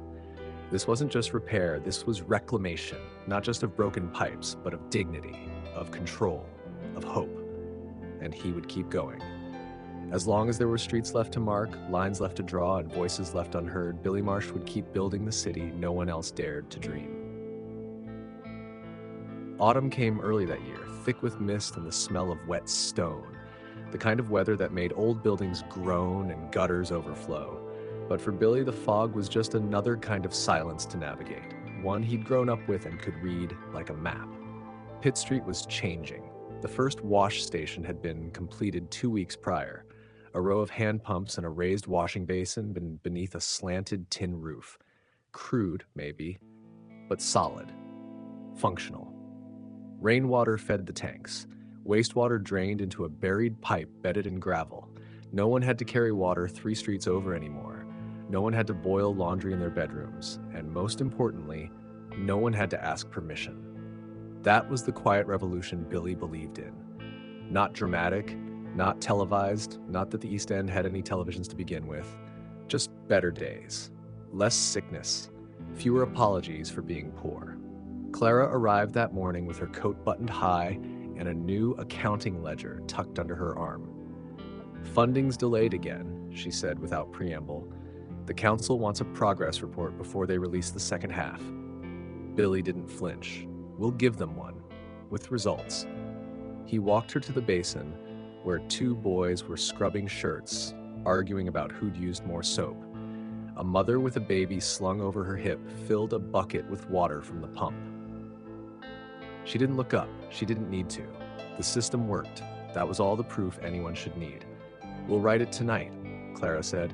"Charts, cost savings, reduction in disease reports." "And maybe a photo," Billy added, "of the mother or the basin." "Photos are expensive," Clara said, "but smiles are free." Billy smiled despite the cold in his hands. Later that afternoon, a group of city officials arrived. Surprise inspection. 3 men, 1 woman, all in pressed coats, clean boots, and eyes that swept every brick like they were looking for flaws. Billy walked them through the installation personally. "This pipe here used to be the brewery's drainage," he explained.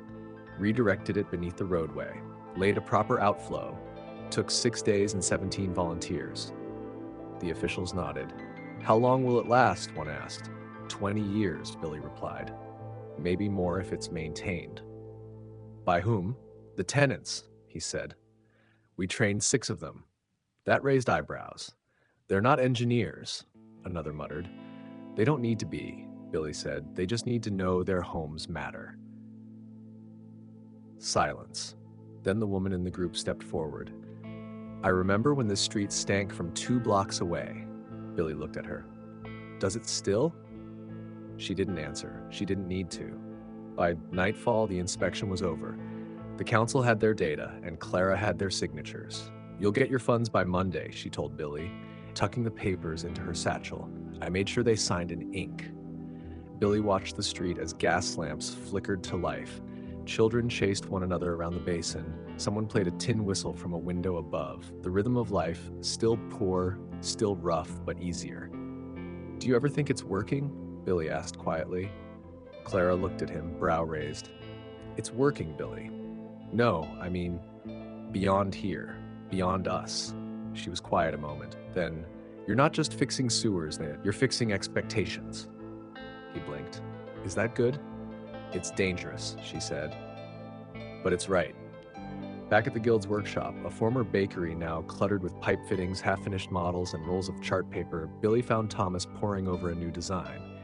It's a waste separator, Thomas said, for houses without outside access, floor-mounted, gravity-based, reusable filters. Billy leaned in. Looks like a coffin, Thomas grinned. Then it's probably going to save lives.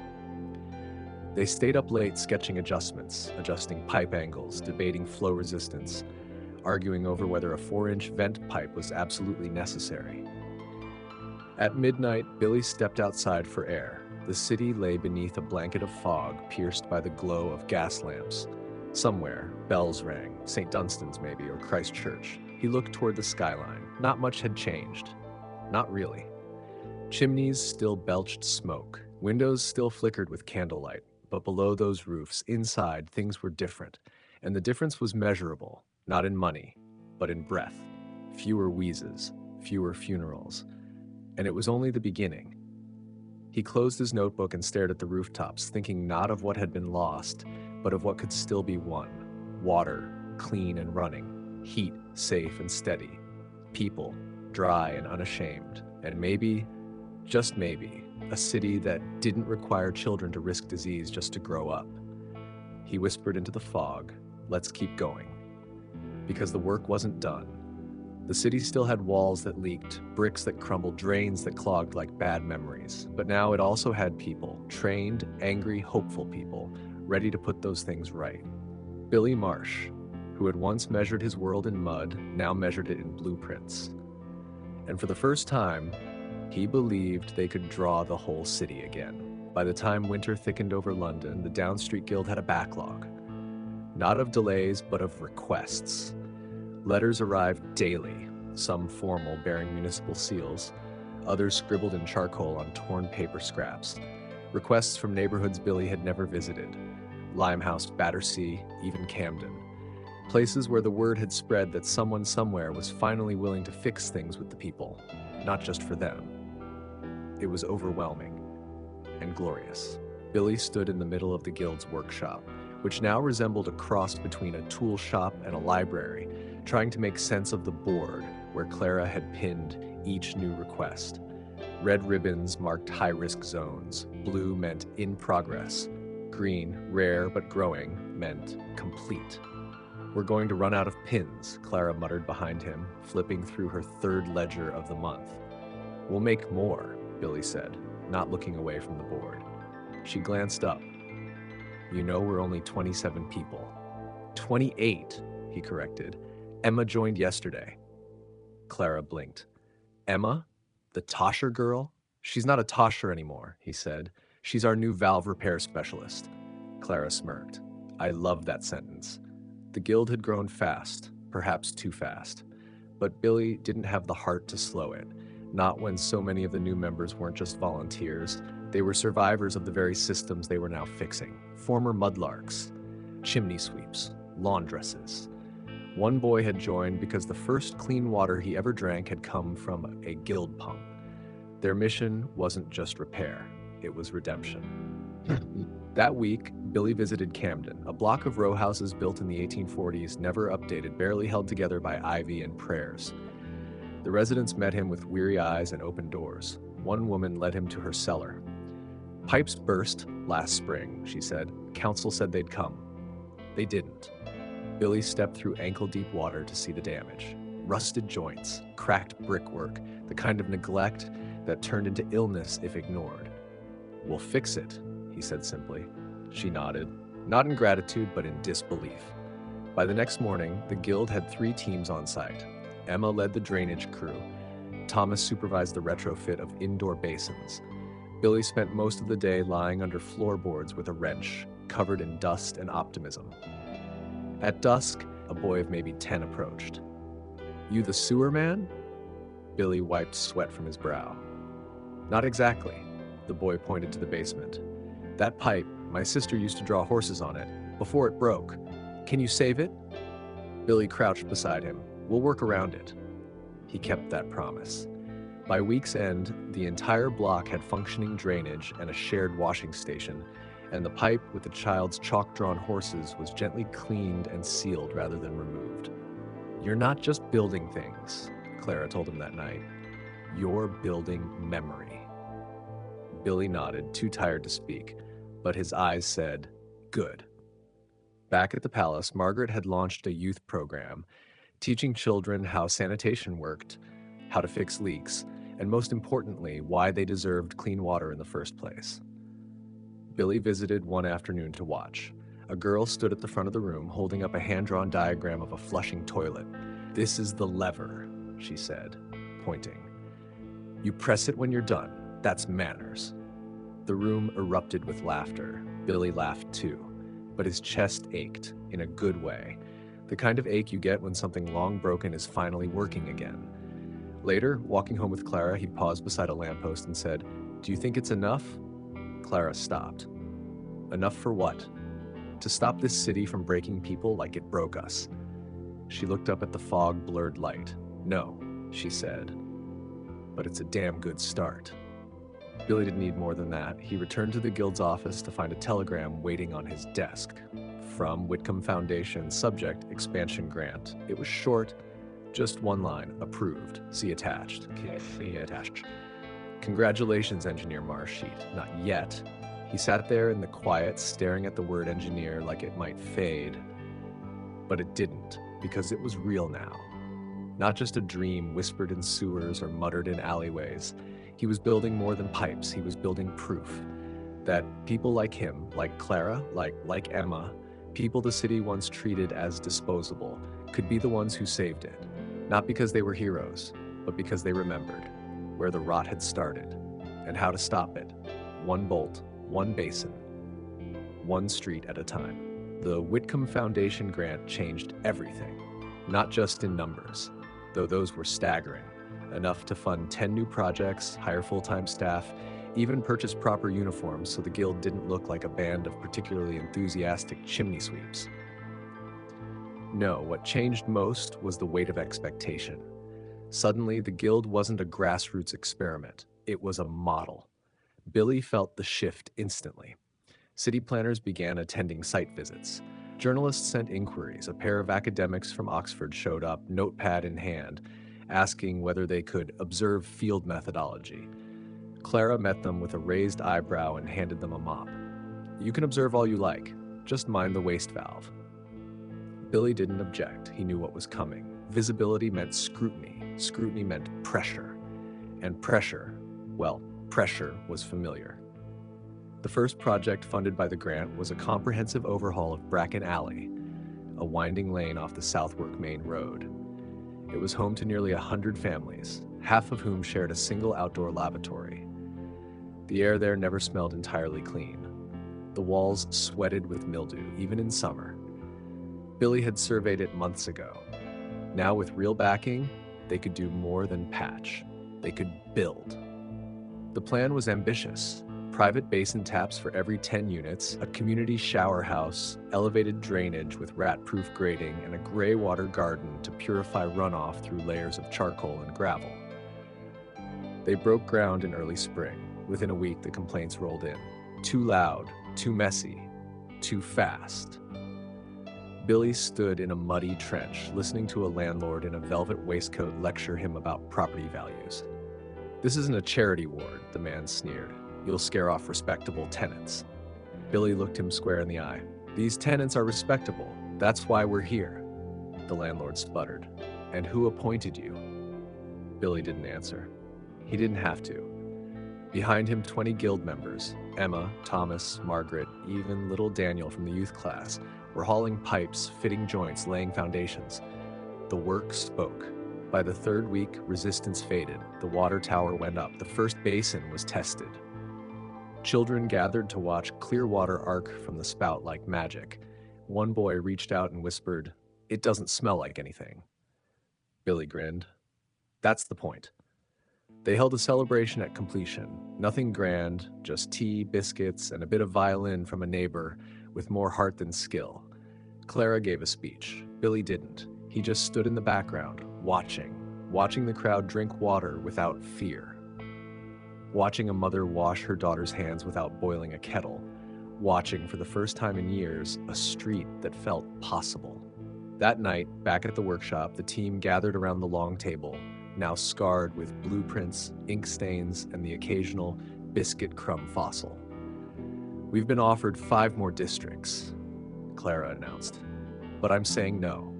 Heads turned. "Not forever," she clarified, "but not now. We're not scaling until we're ready."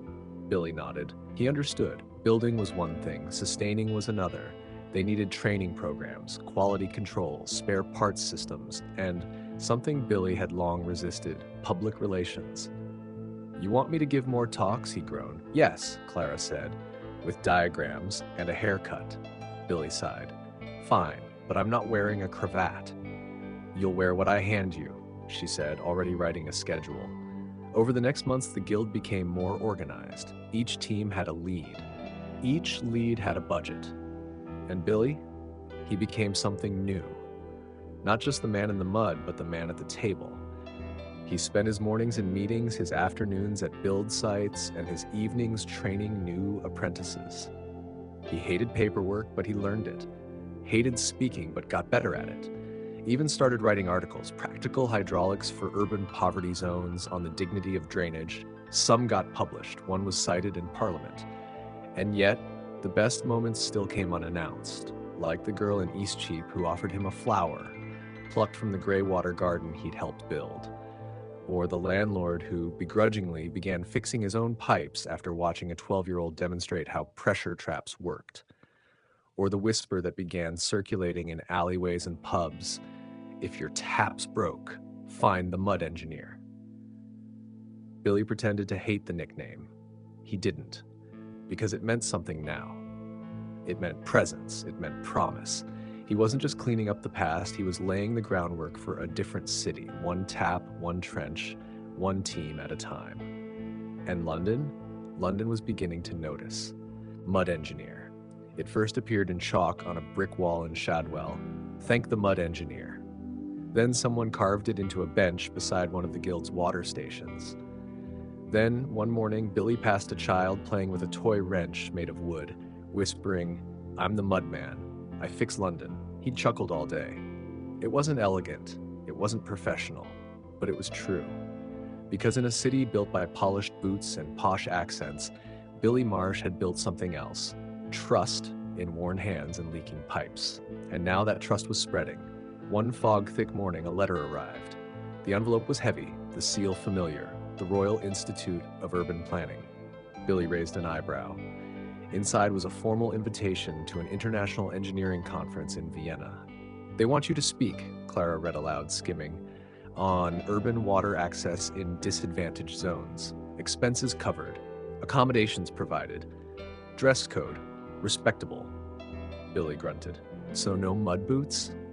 Clara didn't answer. She was already flipping the page. "They gave you an hour. That's a lifetime in their world." Billy set the letter down slowly. Vienna. He'd never even been outside of England. "I can't leave the guild," he said. "You can," Clara replied, "because they don't need you. They need what you taught them." She was right. That afternoon, he gathered the team. Emma, now managing full installations. Thomas, heading the design lab. Margaret, with her growing core of youth educators. And Clara, who knew every number before he asked. He told them about Vienna. They didn't blink. "Go," Emma said, "and tell them we exist." Billy left in March, coat patched, shoes polished for the first time in memory, passport in one pocket and schematic sketches in the other. He arrived to snow and stone and more monocles than he thought still existed. The conference hall was vast, an old opera house now repurposed, every wall carved with cherubs and gold leaf.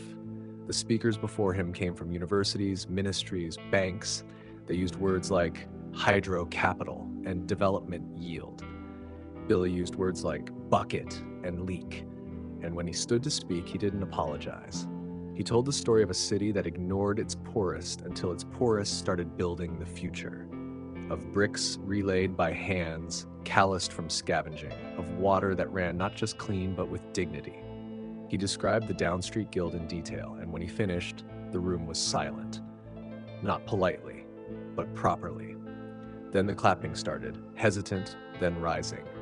By the time he stepped down, 3 engineers had slipped him cards. One woman, an urbanist from Rome, said, "You've reminded us that cities are for people, not just policy." Billy didn't know how to respond, so he nodded. Back in London, the Guild had completed 2 new installations and developed a portable filter unit for mobile carts used by street vendors. "See," Clara said when he returned, "we didn't even burn the place down." He hugged her, awkward and grateful, then got back to work. But Vienna had changed something. It wasn't just the respect. It was the realization. This model, their rough, chalk-sketched, alley-tested model, could work anywhere. Billy began writing more. Guides, training manuals, essays. He published a booklet titled Water Where They Said There Was None. It sold surprisingly well. A printer in Manchester offered to make copies for free. Other cities began sending word. Dublin, Marseille, Warsaw. "Can we send someone to learn?" "Yes," Billy said. "Send 2. The Guild now trained visiting teams, held workshops once a month, built a second facility near Whitechapel to store materials and host apprenticeships. But amid all that growth, Billy remained grounded. He still visited every project, still carried a wrench in his bag, still kept that first sketchbook in his coat, battered, water-stained, pages loose at the spine, the one that read, in smudged pencil on page 1, "Water for everyone." One evening, after a long day rerouting drainage in a rat-infested basement, Billy returned home and found a letter waiting on the table. No seal, no address, just to the mud engineer. He opened it carefully. Inside was a child's drawing, crayons, mostly blue. It showed a street and a pump and a boy with a wrench. Below it, written in shaky handwriting, "Thank you for the water. I don't cough anymore." Billy stared at it for a long time, then folded it gently, placed it in the front pocket of his old sketchbook, and whispered, "Not done yet," because the city still breathed, still bled, still begged for hands that remembered where it hurt. And Billy would answer, one pipe at a time. Some legacies are built in marble. Billy Marsh's was built in copper pipes and chalk lines. By the spring of that year, the Down Street Guild had become something no one, not even Billy, had foreseen. A movement, not just in London, but beyond. Teams in Leeds, Birmingham, and even as far as Prague began writing in, asking for training materials, blueprints, anything. Billy didn't trademark a thing. "Let it be copied," he said. "That's the point." The Guild, now with over 50 members, ran like a human heart. Constant, rhythmic, sometimes strained but alive. Every week brought something new. A pilot project for public toilets in Spitalfields, a rooftop cistern experiment in Shoreditch, a school installing rainwater harvesters based on Guild schematics. Billy was never bored. Exhausted, yes. Frustrated, often. But bored, never. Never. Still, the work took a toll. One morning, as he sat sketching a new U-bend concept, Clara slapped a report on his desk. "You haven't taken a day off in 5 months." Billy didn't look up. "I took Christmas morning." "You installed a boiler on Christmas morning. It was leaking onto a crib." She paused. "That's a decent excuse, but still, rest." He looked at her, really looked. The lines around her eyes, the slight slump in her shoulders, they were both running thin. So he nodded. 2 days, he said. Clara raised an eyebrow. 3, he amended. They went to the coast. Clara's idea. A town with gulls and salt air and an old pier that creaked when the wind blew too hard. They stayed at a boarding house with squeaky floors and a cat that owned every room. Billy slept for 12 hours. When he woke, He didn't reach for his notebook. He reached for the window. Outside, the sea was gray-blue, endless, humming like a pipe under pressure. He watched it for a long time, then said, "We should do this more." Clara, half asleep, muttered, "Told you so." They walked the beaches, ate fish wrapped in newspaper, talked about nothing and everything. And when they returned, something in Billy had reset. Not slower, but clearer. He reorganized the guild schedule, delegated more, even let Emma handle the next city meeting alone. She returned with a full approval and 3 extra shillings in the budget. "You're terrifying," he told her. "I know," she replied, beaming. By midsummer, the guild had completed its 100th project, a full sanitation overhaul of Rose Court, a block once considered unsalvageable by the council. They threw a party, not a formal one, just benches, bunting, biscuits, and music. Kids splashed in the new courtyard basin, old tenants wept quietly. Clara made a cake shaped like a pump valve. Billy gave a speech, short and plain. "We didn't fix everything," he said, "but we fixed this. And that means the next thing is possible. Cheers. Real ones." That night, as the lanterns burned low and the cake was mostly crumbs, Billy stood alone in the alley and listened, not for rats, not for leaks, but for the stillness. It was there, clean, quiet, possible. And he smiled, because it wasn't finished, but it was working. The anniversary came quietly. No brass bands, no public declarations, just a note pinned to the workshop door. 5 years since the first basin, still flowing. Billy read it 3 times. He didn't recognize the handwriting, but that made it better. Someone remembered. Someone other than him. The guild was now everywhere. Their insignia, 2 crossed wrenches within a circle, had appeared on scaffolding across boroughs Billy hadn't even visited yet. Their blueprints were being taught in evening schools. One apprentice even told him their design manual had been translated into Polish. He blinked. "When did we get a manual?" Clara, without looking up from her stack of receipts, muttered, "Last winter. You were too busy fixing a flood under Mrs. Price's bakery to notice."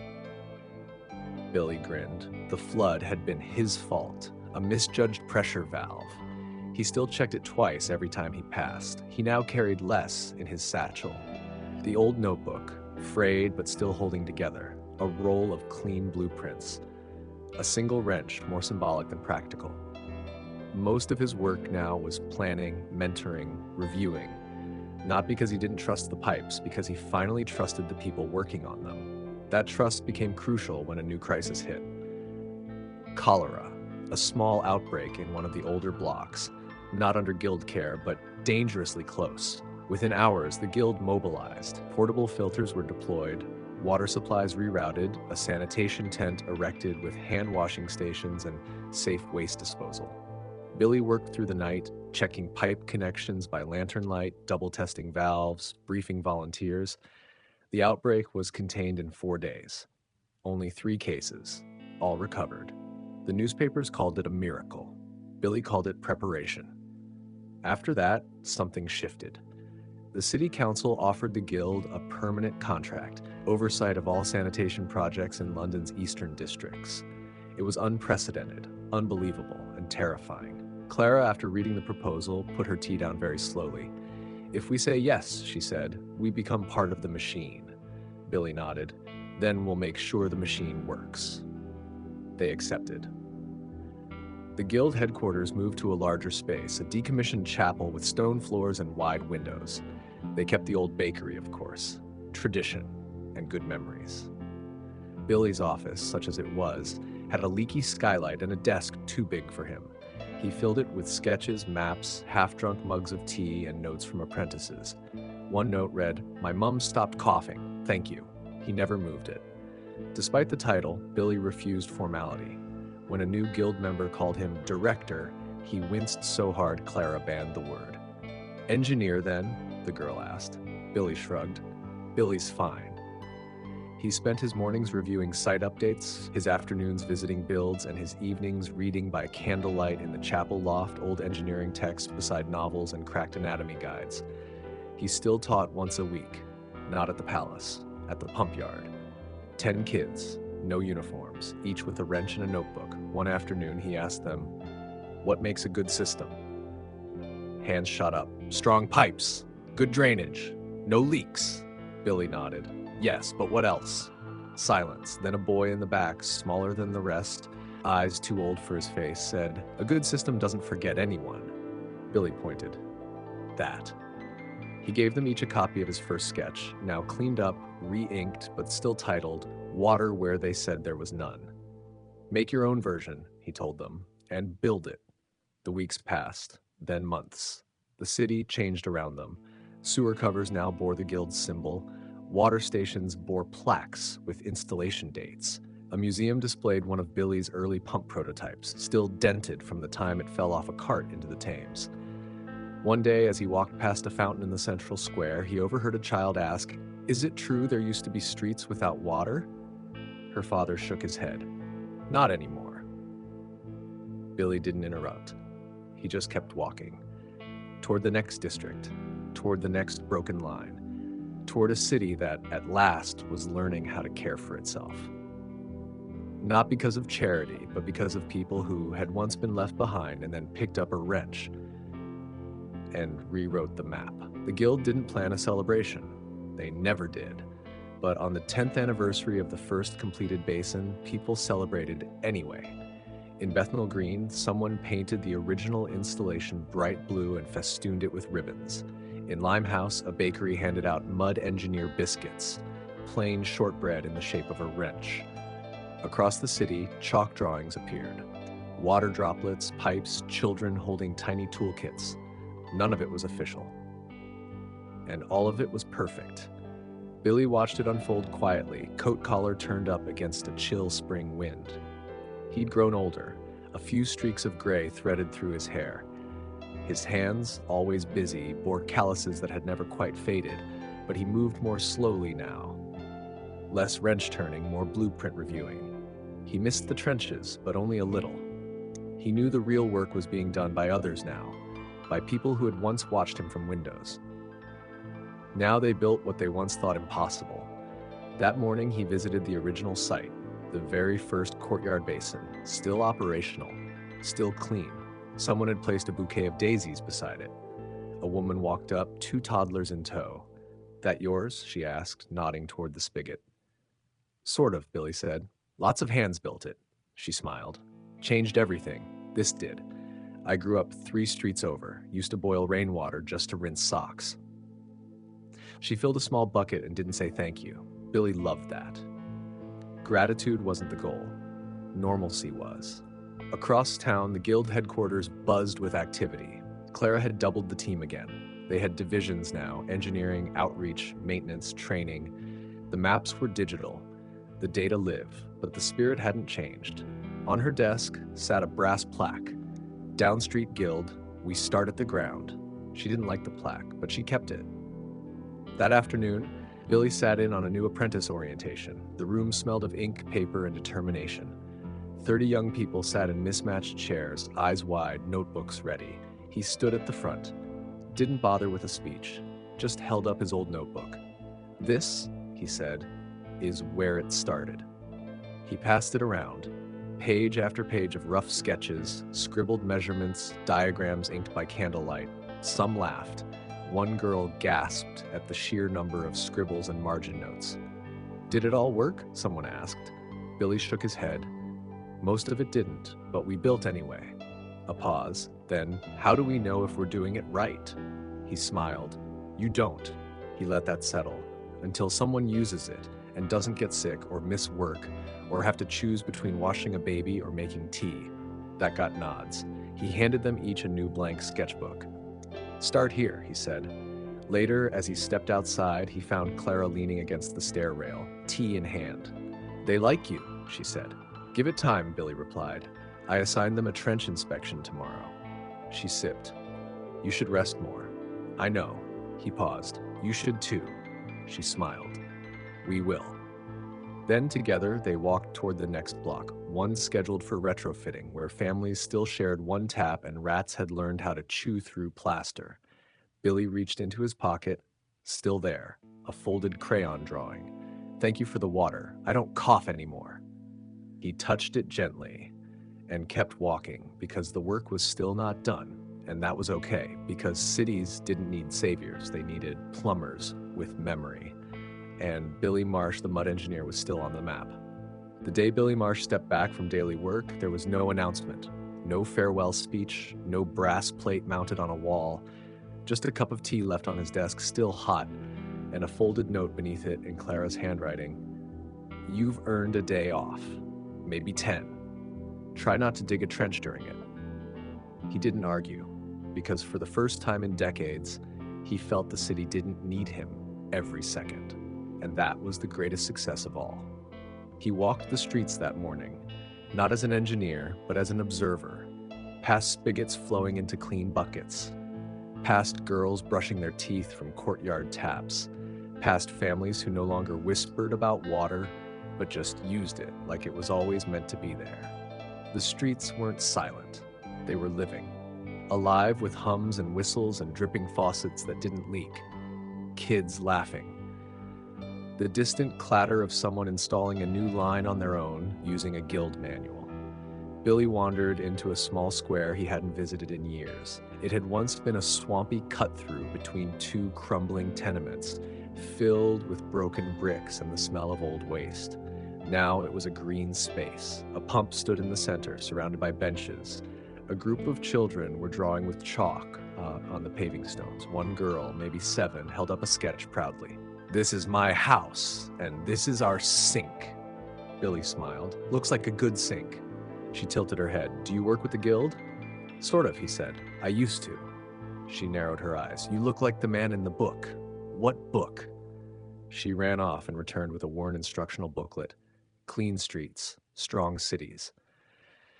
Inside, one of the illustrations showed a much younger Billy, sleeves rolled up, wrench in hand. Billy laughed. That might have been me, long ago. The girl blinked. You look tired. He laughed harder. Fair. She tugged his sleeve.